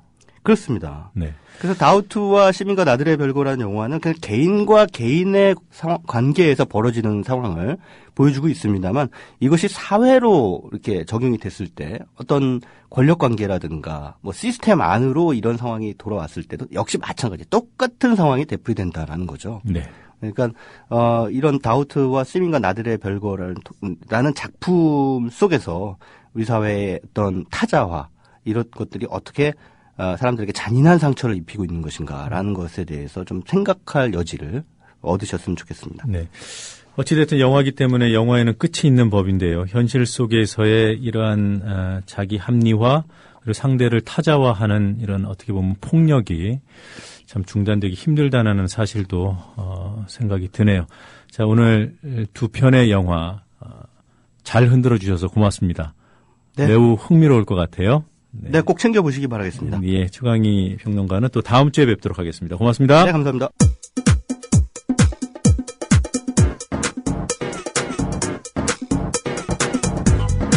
노정면의 뉴스바. 이제는 이슈 탐험입니다. 통합진보당을 위헌 정당이라며 해산해야 한다는 정부. 결국 헌법재판소에 정당 해산 심판 청구안을 냈습니다. 정부가 내놓은 사유 중 사실로 확인됐다 할 만한 것들이 보이지 않고 헌법학자들 사이에서 법리적으로 무리라는 의견이 다수로 보입니다. 내란 음모 사건 초기 언론의 몰아치기 보도와 함께 조성됐던 통합진보당에 대한 부정적이던 여론도 정부가 너무한다는 쪽으로 기울 조짐이 보이고 있습니다. 정부의 이번 조치가 법적으로 최소한의 명분을 갖추고 있는지 알아보도록 하겠습니다. 헌법학자인 한상희 건국대 법학전문대학원 교수 전화 연결돼 있습니다. 한상희 교수님 안녕하세요. 안녕하십니까. 자, 그 대통령이 참석하지 않은 국무회의에서 이번 청구안이 의결된 점을 지적하셨더군요. 네. 어떤 부분이 문제인가요? 크게 두 가지 점에서 문제인데요. 이 사건은 정부가 바라보기에 진보당이 우리나라 헌정 질서를 심각하게 문란하고 교란시키고 있다라고 보는 것 아닙니까? 그렇게 본다면은 적어도 정부의 시선에서는 헌법적인 위기 상태입니다. 그런데 대통령은 이 헌법을 지켜야 돼, 수호해야 돼 제1차적인 의무를 가지고 있는 사람이거든요. 예. 그럼에도 불구하고 대통령이 스스로 어떤 위헌 정당 제소 여부에 대해서 어떤 토의의 장을 마련하지 않고 외국에 나가 있고 그것도 전자결제로 처리하는 것, 이것은 어떻게 보면은 뭐 법적으로는 그렇지 않다 하더라도 최소한 정치적으로는 일종의 직무유기죠. 네. 그리고 두 번째 문제가 이 국무회의를 두고 있는 우리 헌법 정신입니다. 대통령은 자기 권한을 마음대로 행사할 수는 있습니다만은, 그러나 헌법은 내각제적인 요소를 도입을 해가지고 국무회의를 두고 이 국무회의에서 뭔가 중대한 국사 문제는 토론을 하게 만들었거든요. 이건 어떤 의미에서는 대통령의 권한을 견제하는 일종의 수직적인 권력 분립의 한 형태입니다. 예. 그래서 대통령이 어떤 결정을 할 때 강요들의 의견을 받아들이고 또 경우에 따라서는 강요들로 하여금 토론을 시킴으로써 자기의 의사를 변경할 수 있는 또는 생각을 보충할 수 있는 그런 기회를 가지라는 것이거든요. 네. 대통령이 독단적으로 결정하지 말고 더불어서 결정해라는 그런 헌법의 명령이죠. 그럼에도 불구하고 대통령이 이런 국무회의 심의 과정에서 참석도 하지 않고 그냥 일사천리로 처리하는 것은 헌법이 예상하고 있는 대통령 권한 행사의 절차나 방법을 위반한 거라고 봐야 되겠죠. 네. 법적으로 문제가 없다 하더라도 헌법 정신에 어긋나는 부분이 분명히 있어 보이고 그리고 또 정치적으로 이러한 평가가 가능하다 이렇게 이해가 됩니다. 네. 자, 법무부가 밝힌 해산 청구 사유들 혹시 검토해 보셨나요? 네, 청구서는 아직 구할 수가 없어가지고 네. 보도 자료를 중심으로 해서 봤었거든요. 네. 그 가운데 좀 그나마 이해가 된다거나 사실관계가 확인된 것이 있던가요? 제가 보기에는 사실 어떻게 보면은 위헌 정당 심판 청구를 하는 국제적인 기준이라고 할 만한 것들이 있거든요. 네. 그런 틀에서 비춰본다면은 거의 이유가 없는 또는 어떻게 보면은 법무부의 편견에 기한 그런 제소라고 보여집니다. 네. 실제 위헌 정당 제소가 일어나는 경우가 세계적으로 예가 그렇게 많지 않습니다. 주로 이제 유럽에서 일어나는데요. 네. 50년대, 그러니까 지금부터 60년 전에 독일에서 2건이 있었고요. 그리고 이제, 터키에서 25건이 있었고요. 네. 스페인에서 2건이 있었습니다. 스페인도 있었군요. 네. 예. 대체로 보면은 그 과정에서 일반적으로 받아들이고 있는 요건이 민주적 기본 질서를 항시적으로 파괴하려는 목적이 있어야 된다. 이 목적이 있어야 되고요. 그 다음에 이제 확정된 계획을 세워가지고 그것으로 정치 행위로 나아가야 된다. 네. 그 행위가 있어야 되고요. 그 다음에 이제 이런 것들을 증명하는 아주 높은 수준의 증거가 있어야 됩니다. 네. 대충 이제 그게 기본적인 요건이고요. 그에 덧붙여서 위협이 실질적인 위협이어야 되고요. 더 나아가서 이제 비례성을 진수해야 된다는 그런 몇 가지 요건을 제시하고 있는데요. 이런 요건들이 법무부에서 제시한 보도 자료에 나와 있는 어떤 심판 청구 이유라고 제시되어 있는 사유하고는 거의 맞지 않는 것으로 보여집니다. 네. 문제가 대부분의 사안들이 이유가 RO하고 연결이 되어 있는데요. 예. 근데 문제는 이 RO라는 조직의 존재에 대해서는 어느 누구도 지금 판단할 수 있는 상황이 되어 있지 않습니다. 지금 이석기 의원에 대한 내란 업무 사건, 그게 재판 중인데요. 네. 그 부분에 대해서도 검찰은 RO에 대한 공소를 하지 않았거든요. 오로지 이석기 의원이나 그 외 나머지 몇 명이 내란 업무를 했다라는 제소만 했지. 네. 반국가 단체를 조성했다든지 또는 이적 단체를 구성했다든지 이런 부분에 대해서는 공소 제기를 하지 않았거든요. 네. 이제 그러다 보니까 법원에서 RO에 대해서 판단할 수 있는 기회가 없습니다. 이제 물론 판단을 하더라도 그거는 이제 주변적인 사실관계로서 판단하겠죠. 네. 이제 이런 상황에서 RO를 진보당에 대한 위헌 정당 제소의 가장 핵심적인 이유로 삼고 있는 상황이거든요. 그러니까 사실관계가 확정되지 않은 것을 바탕으로 해서 위헌 정당 제소라는 가장 강력한 헌법적인 어떤 제재 조치를 지금 하고 있는 것이거든요. 네. 더더군다나 그 외 나머지 진보당의 강령이나 또는 관련된 자료들을 분석한 것도 대부분의 경우에는 해석이거나 또는 법무부의 관점이죠. 그게 사실로서 어떻게 보면은 진보당의 강령이 어떤 반국가적인 또는 민주적 기본 질서를 침해하는 그런 주장을 하고 있다라고 이야기하는 것은 없습니다. 네. 법무부가 해석하건대 또는 TF가 이렇게 분석해 보니까 이렇게 될 수도 있더라. 가능성을 가지고 지금 이야기를 하고 있거든요. 근데 이 세계적인 관점에서 본다면은 그런 가능성만으로 어떠한 정당을 위헌 정당으로 제소하는 것은 있을 수가 없는 일이죠. 지금도 말씀을 해 주셨습니다만 이 사안의 출발이 이석기 의원 내란 음모 사건 아니겠습니까? 네네. 그래서 이제 이석기 의원 사건에 대한 법원 판단을 보고 정부가 결행 여부를 결정했어야 한다, 뭐 이런 의견들이 있는데 여기에 동의하시는 거군요. 최소한 사실관계 정도는 어느 정도까지는 확정이 돼야 되지 않느냐 싶은 생각을 하거든요. 네. 그게 왜 그러냐면요. 기본적으로 출발점이 이석기 의원에 관련된 그 내란 음모 사건, 그게 출발점이었다는 점도 있고요. 또 하나가 헌법재판소에서, 물론 불가능은 아닙니다만은, 어쨌든, 이 사실관계 조사를 하는 것이 지금까지 그렇게 많은 경우가 아니었거든요. 네. 헌법재판소가 거의 그런 것을 하지 않았습니다. 법리 판단을 주로 하는 거죠? 네, 주로 이제 법리 판단을 하는 것이고요. 문제는 이제 뭐냐면은 이 사실관계를 판단할 때 적용되는 어떤 절차거든요. 예. 지금 이석기 의원 사건의 경우에는 형사소송법이 적용이 되는데요. 그래서 아주 엄격한 증거 법칙을 적용을 합니다. 네. 근데 만약에 이제 헌법재판소로 가게 되면은 헌법재판소 사실관계를 조사하게 되면은 민사소송법에 의하거든요. 네. 그러다 보니까 이 증거가 경우에 따라서는 왜곡될 수 있는 가능성이 있는 거죠. 이제 경우에 증거 법칙이 그렇게 철저하게 적용되는 건 아니거든요. 네, 그러다 보면은 형사 판단을 기다려 보겠다 이렇게 보시는 건가요? 그게 바람직하다고 생각합니다. 네. 근데 지금 정부의 청구가 근거도 미약하고 성급하지 않았냐 이렇게 판단하는 헌법학자들 중에서도요. 네.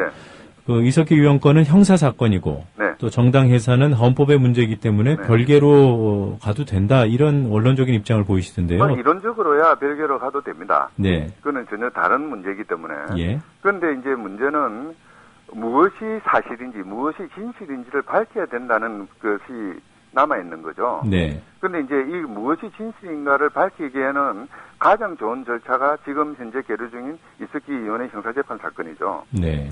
그래서 그러니까 이 사건은 우리 헌정 질서에서 유일한 사건이었거든요. 그리고 아주 정치적인 의미가 크고 그런 만큼 나중에 사후적인 분쟁의 여지를 없애기 위해서라도 네. 사실관계를 명확히 하는 게 바람직합니다. 그렇게 바라본다면은 이론적으로야 어떻게 되었든 일단은 형사재판 과정에서 실체적 진실을 발견하고 그걸 바탕으로 해서 헌법재판위원 정당 심판을 하는 것이 옳지 않느냐 싶은 생각이 듭니다. 네.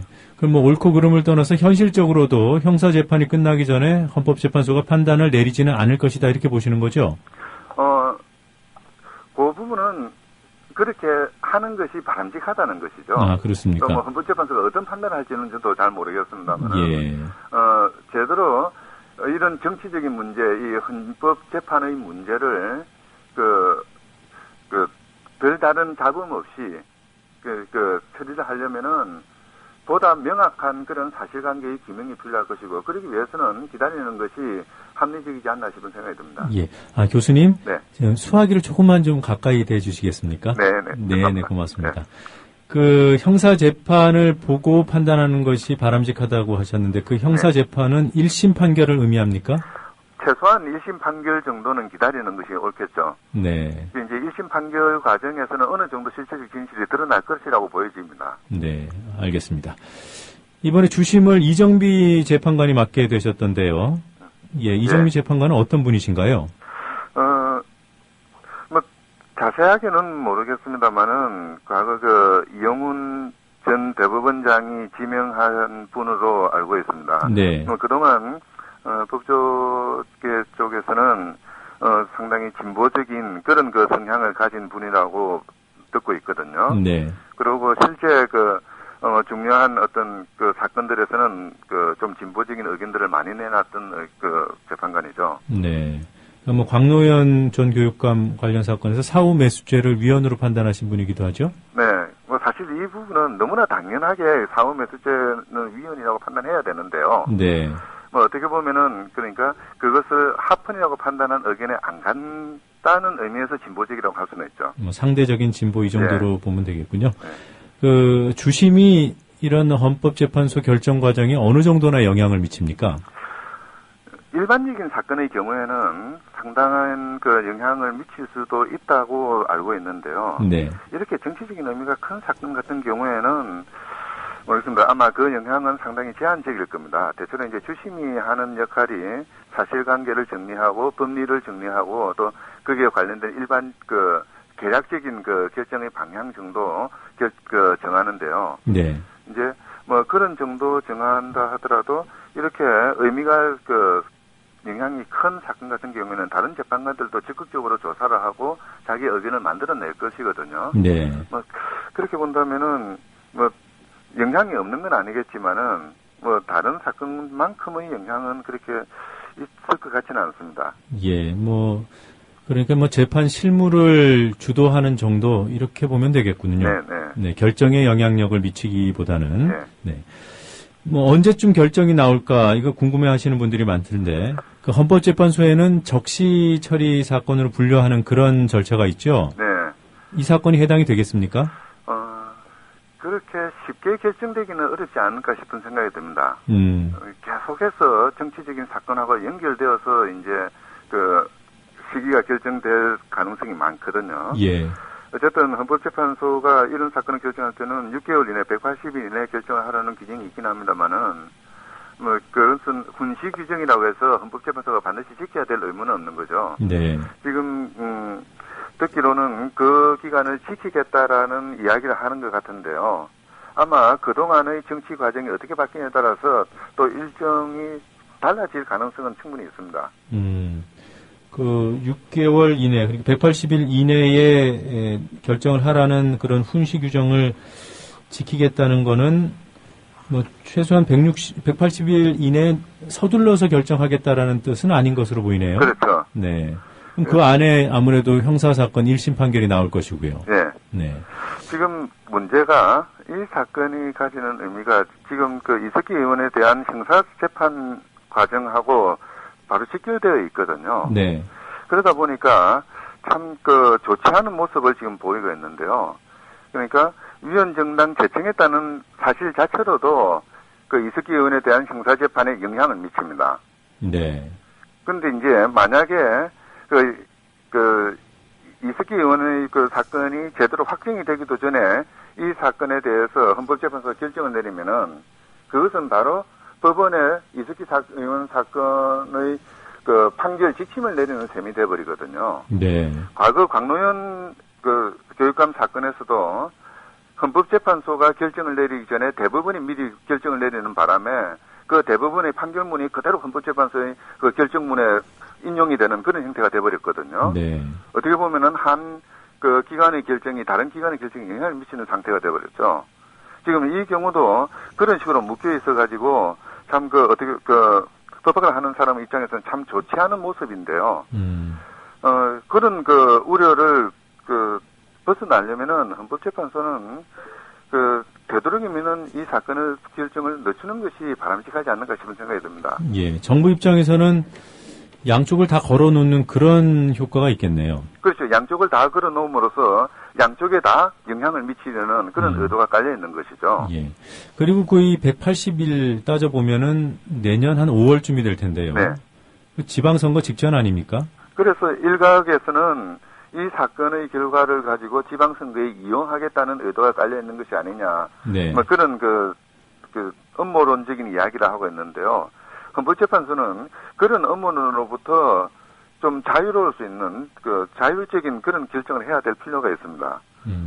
자신의 결정이 경우에 따라서는 상당히 큰 정치적인 파장을 불러일으킬 수 있거든요. 그래서 어떻게 보면 이것도 정치적인 결정일 수는 있겠습니다만은 되도록이면은 헌법재판소의 결정이 어떤 정치에 영향을 미치지 않는 방향으로 그렇게 재판 기일 같은 것들을 잡는 것이 바람직할 것 같습니다. 네. 정부가 가처분 심리도 별도로 요구를 했던데 이거는 네. 진행이 어떻게 되는 겁니까? 헌법재판소는 그 부분에 대해서는 조금 일찍 결정을 해야 될 필요는 있겠죠. 가처분이라는 게 임시 조치고 급하기 때문에 요구하는 것이거든요. 네.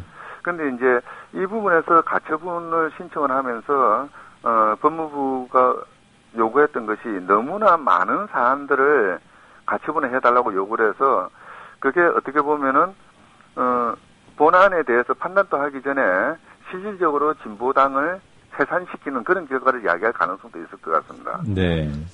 지금 뭐 정부 요구로는 뭐 3분기 국고 보조금이 지급되는 이번 달 15일 전에 결정을 내려달라 이렇게 요구한 것 같은데요. 그런데 문제는 뭐 정부 보조금 부분 정도는 그 뭐 가벼운 것이니까 별 문제는 없는데요. 네. 그러니까 당원의 가입이라든지 탈당이라든지 실제 그 실질적인 그 정당의 운영 자체를 그 완전히 그 정지시키는 그런 요청을 하고 있거든요. 근데 일부만 수용을 하고 일부는 기각할 수도 있잖아요. 예, 그거는 당연하죠. 그래서 헌법재판소가 가처분을 한다 하더라도 아직까지는 실체적인 진실이 지금 드러나지 않았기 때문에 네. 가능하면은 그 진보당의 기능이 유지되는 방향으로 그렇게 그 가처분 결정을 내리는 것이 바람직할 것 같습니다. 네, 뭐 이거 재판을 놓고 이렇게 예상해도 제가 되는지 모르겠습니다. 제가 뭐 문외한이라. 근데 혹시 이런 것도 가능한 건가요? 그 정당의 기능은 그대로 유지하되 가처분으로서 국고 보조금 지급은 일시 중지시킨다. 네, 그건 얼마든지 가능하겠죠. 그래요. 네, 알겠습니다. 새누리당이 추진하는 여러 관련 입법들 가운데요, 그 정당 해산 시에 소속 의원의 의원직 상실을 확정시키는 그런 법안이 있던데요. 이게 이게 정당 해산하고 의원직 상실 여부는 별개인가 보죠? 사실 그 우리 헌법의 경우에는 그 5.16 쿠데타 직후에 만들어진 제3공화국 헌법이라고 그러죠. 네. 그때는 정당 해산이 되면은 의원직을 상실하도록 헌법 규정을 만들었습니다. 그러다가 유신헌법에서 이 조항을 빼버렸습니다. 그거는 어떤 의미에 있어서는 우리 헌법적인 판단에서는 그러니까 정당 해산이 되더라도 의원직은 유지하는 것으로 그렇게 그 결정을 했다고 볼 수도 있죠. 네. 사실 위원 정당 해산의 문제와 의원직 상실의 문제는 별개의 문제죠. 물론 연관되어 있긴 합니다만은. 그런데 헌법학자들이 이 부분에 대해서 여러 가지 이야기를 하고 있는데요. 사실 그 이야기들은 이론적으로 무엇이 바람직한가에 대한 이야기지. 네. 누가 어떤 절차를 통해서 의원직을 상실시키느냐의 문제는 아니었거든요. 물론 과거 이제 독일의 경우에는 그 사회주의 제국당 위헌 판결을 하면서 의원직 상실 결정까지 같이 했습니다. 그 나치의 후신이라는 그 정당만이죠. 네. 근데 그것은 지금 우리의 경우에 도움이 되지 않는 것이 독일의 경우에는 방금 말씀하셨듯이 나치 청산이라는 과거사 청산이라는 아주 중대한 역사적인 소명 속에서 이루어진 것이거든요. 네. 그렇기 때문에 그 부분은 이론적으로도 그렇고 그 실질적으로도 우리가 그 참조할 사안은 아니죠. 오히려 지금은 그러니까 그 누가 어떤 절차에 의해서 의원직 문제를 결정할 것이냐에 대해서 심각한 고민을 할 필요가 있습니다. 예. 그리고 저 개인의 입장에서는 그 고민은 헌법재판소가 할 것이 아니라 국회가 하는 것이 맞다라고 생각을 합니다. 그래서 뭐 경우에 따라서는 별도의 입법을 하는 것도 좋은 방법 중에 하나겠죠. 네. 그러니까 법률적인 논란거리를 차단한다는 효과는 있겠네요. 네. 그렇죠. 네. 그런데 지금 뭐 새누리당이 뭐 절대적인 다수이기 때문에 과반이기 때문에 새누리당이 결심하면은 이 법은 만들 수 있겠네요. 뭐 그렇긴 한데 또 경우에 따라서는 그 국회 선진화법이라고 지칭되는 그런 그 절차를 통해서 그 입법을 막을 수도 있겠죠. 그렇겠네요. 네. 알겠습니다.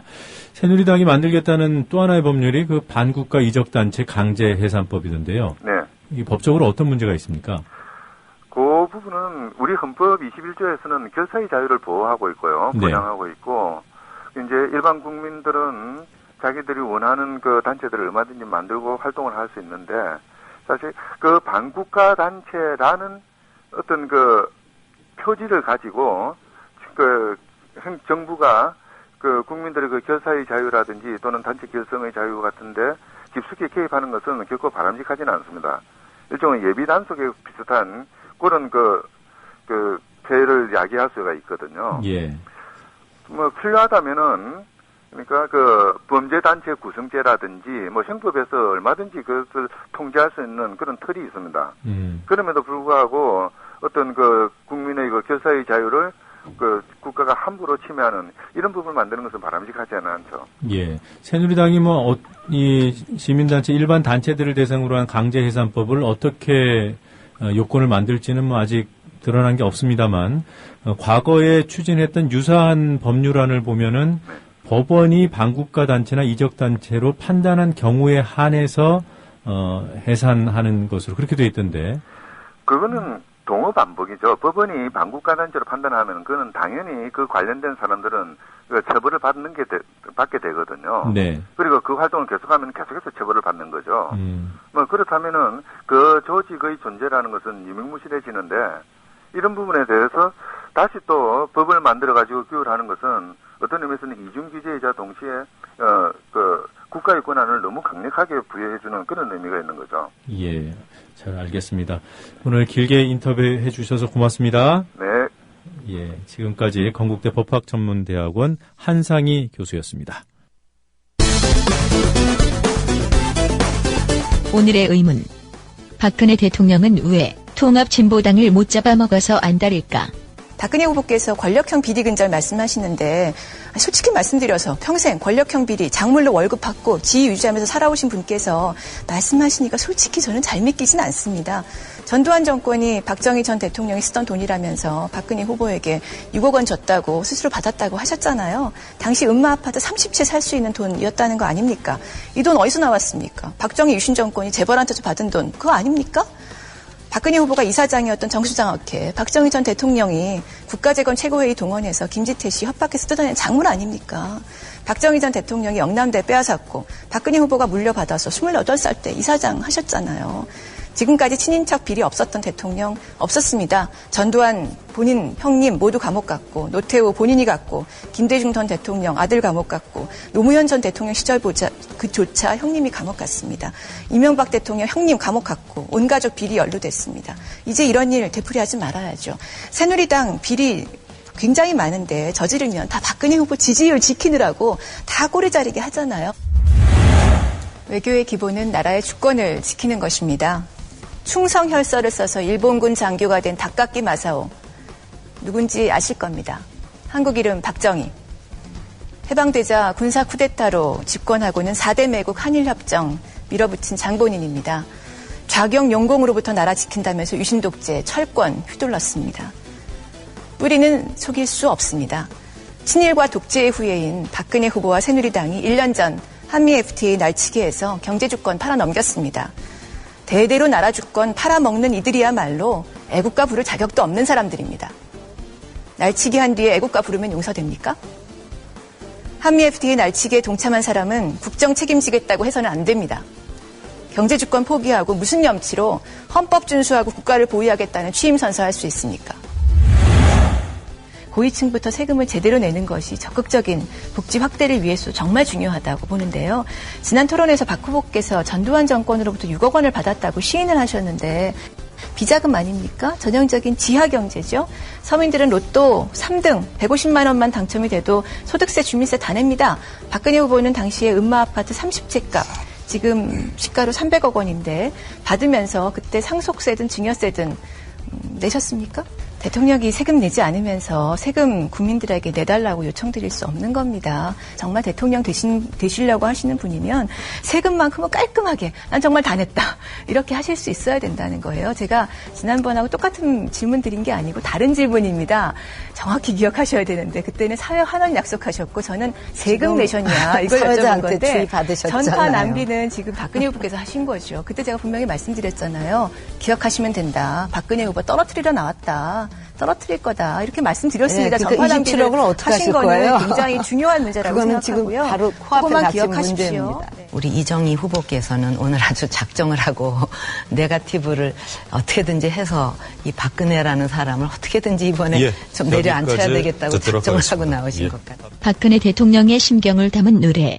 왜 너는 나를 만나서 왜 나를 아프게만 해 네가 날 감춰준 만큼 다시 돌려줄 거야 나쁜 여자라고 하지마 용서 못해. 새누리당이 요구하고 법무부가 결행하고 박근혜 대통령이 제가한 통합진보당 해산작전. 그 정치적 배경으로 두 가지를 짚어볼 수 있습니다. 우선 국가기관 대선 개입 사건이 지난 대선의 정통성을 흔들고 박근혜 정부를 압박하자 국민 시선을 돌릴 만한 충격적인 사건이 필요했을 것이라는 시각이 있습니다. 또 다른 시각은 조금 전 뉴스의 재구성에서 들으신 대로 통합진보당 이정희 대표가 지난 대선 때 당시 박근혜 후보를 몰아붙인 데 대한 보복의 성격으로 보는 겁니다. 여러분들 생각은 어떠십니까? 배경이 어떻든 통합진보당은 당의 사활을 걸어야 하는 상황을 맞고 있습니다. 삭발 단식 투쟁에 나선 통합진보당 김재현 의원 만나보겠습니다. 김 의원님 안녕하세요. 네, 안녕하세요. 자, 소속 의원 모두가 삭발을 하신 거죠? 예. 단식도 지금 시작이 된 건가요? 네, 어제부터 무기한으로 시작했습니다. 네. 저 거리에서 이틀 동안 시민들을 통합진보당이 만나지 않았습니까? 예. 반응들이 어떻던가요? 일단 많이 놀라셨기 때문에 전혀 예상을 하지 못했다는 분들이 대부분이셨고, 네. 이 당원들이나 또 공직자들에게 주민들의 전화도 쇄도를 했고요. 무엇보다도 상황은 어떻게 이 나라에서 이런 일이 일어날 수가 있느냐, 믿어지지가 않는다. 네. 이러다가 나라가 어떻게 되는 거 아니냐, 이런 반응들이 대부분이셨습니다. 네. 저 의원님 그 소화기를 조금만 입에 가까이 대주시면 고맙겠습니다. 예. 네. 정부는 여론이 그 통합진보당 해산을 지지하고 있다는 점을 강조하던데요. 여론이 그렇다는 점 수긍하시나요? 정부에서 제시하고 있는 여론조사 결과의 공정성에 대해서는 차치하고서라도 예. 여론이 지지를 하면 정당을 해산하는 것이 합당하고 그렇지 않으면 정당 해산이 어렵겠다, 이런 식의 근거를 대는 것 자체가 완전히 코미디고요. 그러면 지금까지 역대 정권들에서는 그 정권에 대한 국민들의 지지가 높으면 괜찮지만 아니면 대통령이 사퇴를 해야 된다거나 이렇게 논리가 되는 건데, 여론을 대서 헌법에도 나와 있지 않은 그런 정당 해산 부분을 여론을 통해서 한다는 것 자체가 발상이 말이 안 된다고 보고, 가장 확실한 여론 결과는 선거죠. 네. 선거를 통해서 2%가 넘지 않으면 정당은 자동으로 등록 취소가 돼서 해산이 되게 되어 있습니다. 예. 그런데 지난 10월 30일 바로 불과 얼마 전에 화성갑 선거의 경우 후보자가 이른바 내란음모 사건에 휘말려서 압수수색까지 당하는 상황이었는데도 8.2%를 얻었단 말이죠. 네. 그래서 지금까지 민주노동당과 통합진보당에 대해서 이 표를 찍어서 지지 의견을 보내주셨던 분들, 이런 분들까지도 전부 다 반국가적인 종북 세력으로 모는 것이 아닌가 싶어서, 이런 류의 여론 결과를 선거를 통한 국민 의사를 확인하는 것에 우선해서 얘기하는 것 자체가 이젠 더 이상 거론되지 않아야 되는 거라고 생각합니다. 예. 자, 이건 통합진보당만의 문제는 아니다. 이정희 대표가 한 말이죠. 예, 실제로 새누리당이 반국가 이적단체 강제해산법, 그러니까 시민단체들까지도 강제로 해산할 수 있는 법안을 추진한다고 하던데요. 네네. 만나보신 시민단체들 이런 점에, 이런 위기감에 공감하고 있던가요? 그래서 어제 오전에 시민사회단체들에서도 공동 기자회견을 열어서 이 문제와 관련해서 대응을 적극적으로 하겠다고 입장을 밝힌 바 있고요. 네. 또 참여연대나 민병 같은 곳에서도 내일 이것과 관련한 긴급 토론회를 연다고 하시고, 이 문제가 정부에서는 종북을 솎아내는 거다 이렇게 주장하고 있지만 네.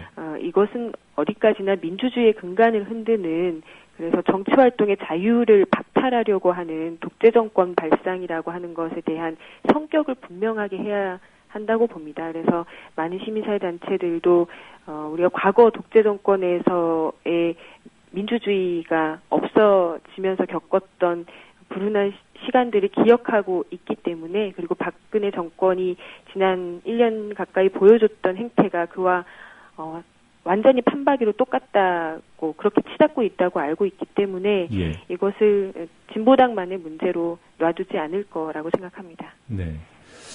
자, 그럼에도 불구하고 야권에서 나오는 반응들은 통합진보당 입장에서 보면 좀 실망스러울 것 같아요. 민주당 김한길 대표 같은 경우에 물론 유감이라는 전제를 했습니다만 북한식 사회주의 정권 수립을 추구하고 있는지 통합진보당이 분명하게 말해야 한다. 뭐 이런 입장을 내놨더군요. 어떻게 평가하십니까? 예, 저희 당의 강령이나 활동 노선은 지난 2000년 1월에 민주노동당 창당 이후 14년 동안 거의 바뀐 것이 없습니다. 예. 그리고 그 과정에서 여러 차례 민주당과 야권 연대를 하기도 했었고 지금도 원내 제3당으로 활동을 하고 있는데 예. 이제 와서 정부에서 북한식 사회주의를 운운하는 것도 황당하기 짝이 없는데 야권에서까지 그런 이 종북 시비에 흔들려서는 안 되겠죠. 아까도 말씀드렸다시피 이것은 어디까지나 민주주의에 대한 문제인 것이지 종북을 이야기하는 이 정권의 계략에 휘말려서는 안 된다고 생각합니다. 그것이야말로 박근혜 정권, 새누리당 정권이 이 상황을 계속 이어나가서 네. 영구 집권, 장기 집권 플랜을 짜고 있는데 거기에 함정에 빠져드는 거라고 생각하기 때문에 이 상황에 이 프로젝트에 순순히 응하면 그 다음 순서는 다른 야당들이 되는 것이고 또 그 다음에는 이 나라의 민주주의가 완전히 박멸하게 되는, 사멸하게 되는 그런 수순에 달아든다고 생각하기 때문에 예. 민주주의를 지키는 관점에서 정당 정치활동의 자유를 완전히 앗아가는 야당 탄압의 관점에서 함께 나서주실 거라고 그렇게 호소드리는 거고요. 네. 실제로 어제부터 저희가 국회 안에서 단식을 그리고 삭발 농성을 시작을 했을 때는 이 국회에서 만나뵀던 많은 의원들께서 같은 마음으로 공감을 해주고 계셨습니다. 네. 지금 어쨌든 간에 어제 이상규 의원께서 이 시간에 인터뷰를 하셨고요. 지금 김 의원도 같은 맥락인 것 같은데 이 북한식 사회주의 정권 수립을 추구하는 것이 아니라는 점을 네, 결과적으로 아닙니다. 말씀하신 거잖아요. 이제 네. 민주당 지도부가 말을 해야 될 차례가 아닌가 싶습니다. 예, 맞습니다. 안철수 의원도요. 헌재 판단을 기다리자 이런 입장이던데요. 좀 더 적극적인 입장 변화를 이끌어낼 수 있겠습니까? 안철수 의원께서는 저희 지난해 대선 때부터 저희 국민들이 여러 가지 기대를 많이 모았었었는데 네. 사실 이 불법 대선 개입 국정원과 국가기관의 대선 개입 사건과 관련해서도 말을 좀 아껴 오셨었죠. 좀 신중한 그 행보를 취하고 계신 것 같은데 아까도 말씀드렸다시피 이 사건의 본질이 박근혜 정권이 독재화되고 장기 집권을 노리는 플랜이라고 하는 것을 정확하게 인식하신다면, 예.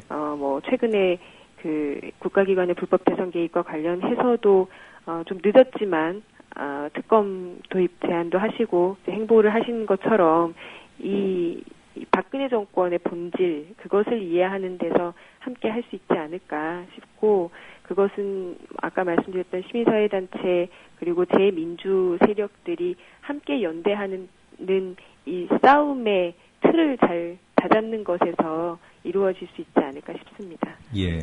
좀 더 구체적으로요. 새누리당이 이석기 의원 제적을 본격적으로 추진하겠다 하지 않았습니까?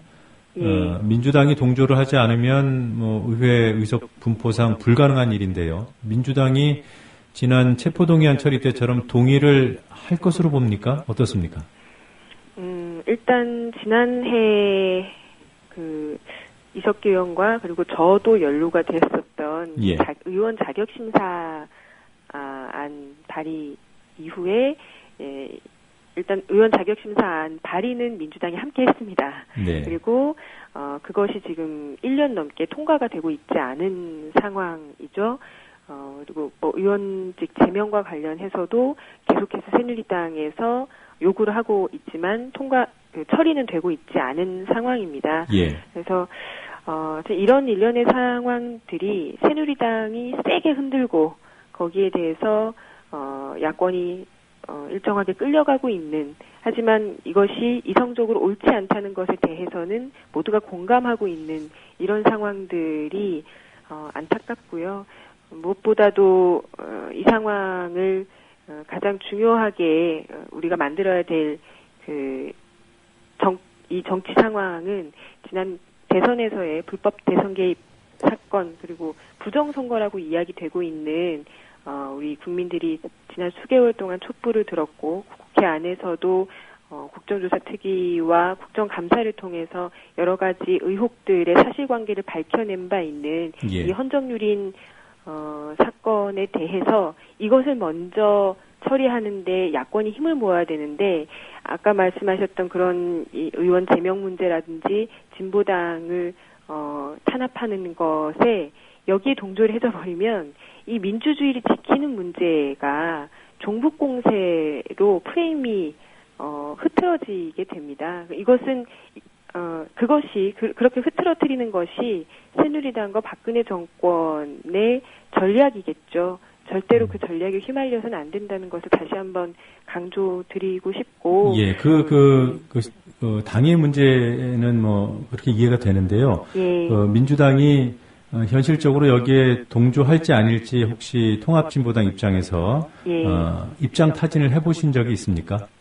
저희 입장에서야 당연히 원내 정당으로서 국회 안에 있는 야당 의원들과 함께 이 문제를 풀어가야 된다고 생각을 하고요. 지금 현상으로 보시다시피 새누리당에서는 계속 요구를 하고 있고 하지만 국회에선 처리가 되고 있지 않은 상황, 그 자체의 상황에 대해서 봐주시면 될 것 같고 그래서 중요한 것이 지금 이 정당 해산 심판 청구 이 사태라고 생각합니다. 이 상황에서 이것은 민주주의 근간을 해치는 문제다라고 되면 다른 사안들에 대해서도 다 같은 관점으로 볼 수 있지만 이 사안이 그럼 북한식 사회주의를 따랐던 종북정당이기 때문에 해산되는 것이 맞지 않을까? 이렇게 논리가 잡혀나가기 시작하면 걷잡을 수 없게 상황이 번지게 되는 거죠. 네, 무슨 말씀인지 알겠습니다.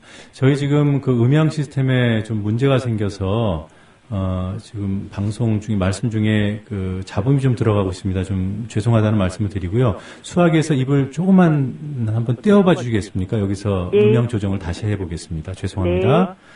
청취자 여러분들께도 양해의 말씀을 구하겠습니다. 자, 다음 질문 드리겠습니다. 박근혜 정부가 왜 이렇게 집요하게 통합진보당을 없애려고 하는지 여러 가지 분석이 나오고 있던데요. 정권의 어떤 정치적인 성향, 그러니까 극우 성향 때문이다. 아니면 지난 대선 때 이정희 대표에게 당한 게 있어서 그런 거다. 이렇게 보는 시각도 있던데 어떻게 보십니까? 네, 많은 분들께서 기억하고 계시는 장면이기 때문에 지난 대선 TV 토론회에서 의 상황에 대한 정치 보복이다. 이것도 당연히 맞는 말일 것 같고요. 그리고 여기서 더 나아가서 아까도 말씀드렸듯이 메카시즘을 가지고 공안 정치를 펼치는 것이 박근혜 정권으로서는 이 정권 형성의 정통성 시비를 돌파할 수 있는 가장 적절한 무기이자 사실상 유일한 출구라고 판단했을 겁니다. 특히 박근혜 대통령이 지난 8월 초 휴가를 저도인가요? 거기서 다녀오면서 거기에 아버지에 대한 추억을 상기를 했죠. 그곳에서. 그리고 그 직후에 바로 비서실장 임명을 했습니다. 그 이후에 유신으로의 회귀가 더욱더 가속화 됐기 때문에 그리고 바로 또 8월 말에 내라는 모 사건, 이석기 의원과 진보당에 대한 사건이 터졌죠. 그래서 이런 일련의 흐름을 봤을 때는 전국을 돌파할 수 있는 사실상 유일한 길로 종북 세력들, 메카시즘 광풍, 그리고 그 희생양으로서의 진보당 이렇게 보고 있다는 판단입니다. 네. 새누리당이 정부의 정당 해산 청구를 요청하기 시작한 게 2달 전 아니겠습니까? 9월 초부터요. 근데 왜 지금 정부가 결행을 했다고 보십니까? 사실 준비가 많이 필요했다라고 하는 말을 저희는 믿지 않습니다. 이른바 보수 시민단체들에서 통합진보당과 민주노동당에 대해서 해산 청구를 했었던 것은 여러 차례였습니다. 제가 알기로 한 5차례였다가 최근에 2차례 더 진행이 된 걸로 알고 있는데 그런데 최근에 이루어진 사례의 경우는 보수단체에서 이것을 신청하고 바로 다음날 법무부에서 그러면 받아들이겠다라고 하면서 TF를 꾸렸습니다. 이런 일련의 흐름을 본다면 이 8월 이후부터 내란음모 사건과 그리고 정교조에 대한 법의 노조화라든지 그리고 바로 또 통합진보당에 대한 정당 해산 심판을 검토하겠다고 하는 TF 활동이라든지 이런 것들이 여러 가지 프로젝트 속에서 이루어진다고 생각을 하는 것이지 뭐 시간이 2달이 걸렸다. 이것은 뭐 법무부의 변명에 불과하다고 생각하고요. 엊그저께 아침에 이것이 국무회의에서 통과된 상황만 놓고 보더라도 일반적이라고 하면 차관회의에서 안건 상정이 먼저 돼야 되는 것인데 그렇죠. 그런 절차가 모두 생략이 되면서 대통령이 해외에 나가 있을 때 뭐 사실상 이건 날치기죠. 이렇게 통과가 된 것 자체가 사실은 아주 정상적이지 않은 그리고 시기를 저울질한 것이라고 보고 그것이 국정감사 직후에 이 새로운 전국 돌파를 위한 박근혜 정권과 새누리당의 계획이었다. 국정감사 기간 내내 불법 대선 개입 부정선거 시비에서 자유롭지 못했던 상황을 돌파하기 위한 거였다. 이렇게 보고 있습니다. 또 한 가지 더 말씀드리면 이게 헌재 판결이 6개월이라고 얘기를 하고 있는데 이 6개월 후에 6개월이 되기 전에 지방선거와 관련한 이 일정들이 펼쳐지게 되는 거죠. 이렇게 되면 진보당에서는 뭐 지방선거를 치를 수 없게 하겠다는 의도와 더불어서 철저하게 야권에서 야권 뭐 지난해 대선도 마찬가지였지만 야권의 힘을 무너뜨려서 지방선거에서 새누리당이 득을 보겠다라고 하는 계산도 깔려 있다고 봅니다. 예, 알겠습니다. 오늘 시간이 다 돼서 여기까지 듣도록 하겠습니다. 뭐 각종 회의에 또 농성에 바쁘실 텐데 인터뷰 응해 주셔서 고맙습니다. 네, 고맙습니다. 지금까지 통합진보당 김재현 의원이었습니다.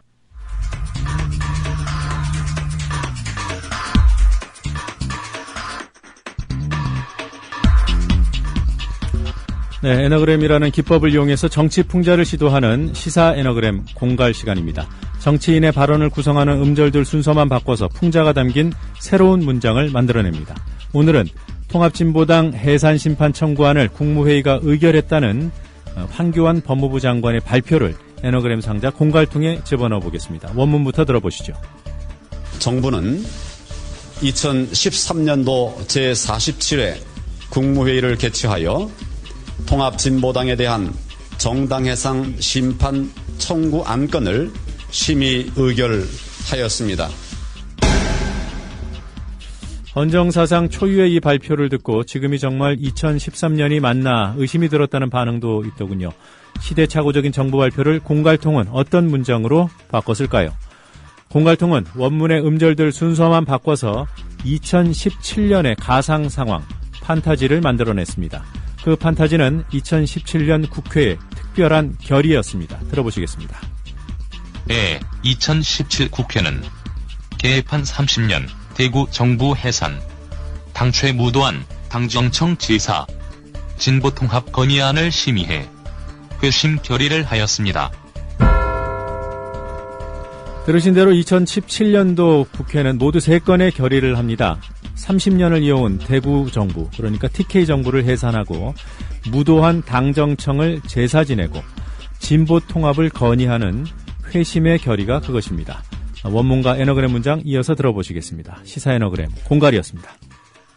정부는 2013년도 제47회 국무회의를 개최하여 통합진보당에 대한 정당해상 심판 청구 안건을 심의 의결하였습니다. 2017 국회는 개판 30년 대구 정부 해산, 당최 무도한 당정청 지사, 진보통합 건의안을 심의해 회심 결의를 하였습니다.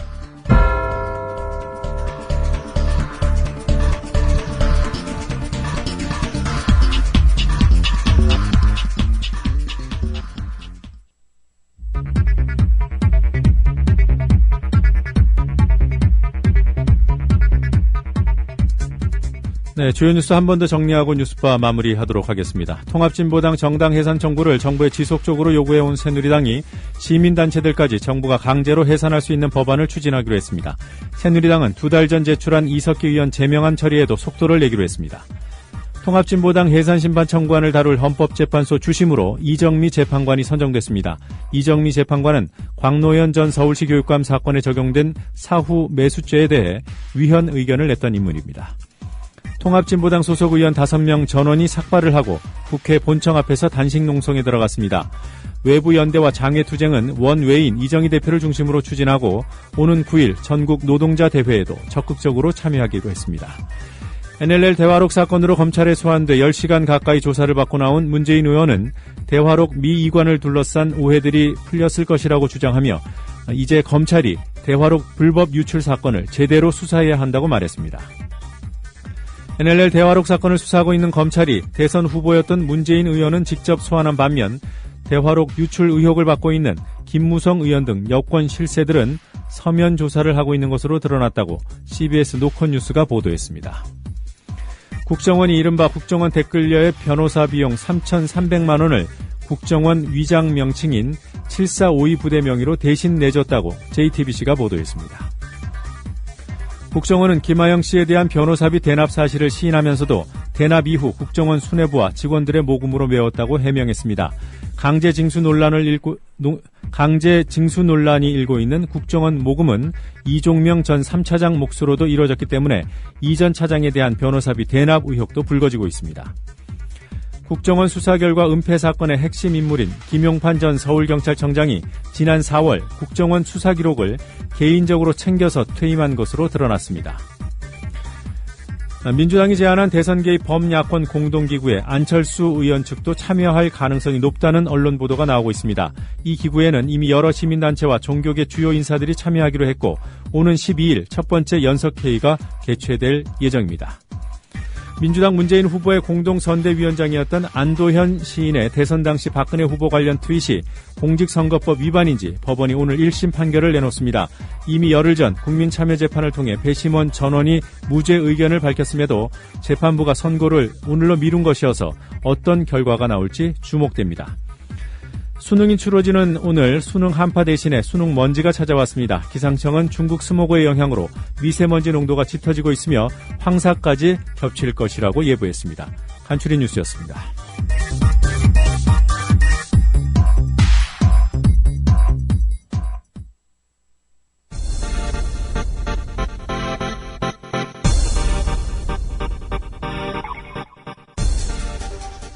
네, 퀴즈 정답 알아보도록 하겠습니다.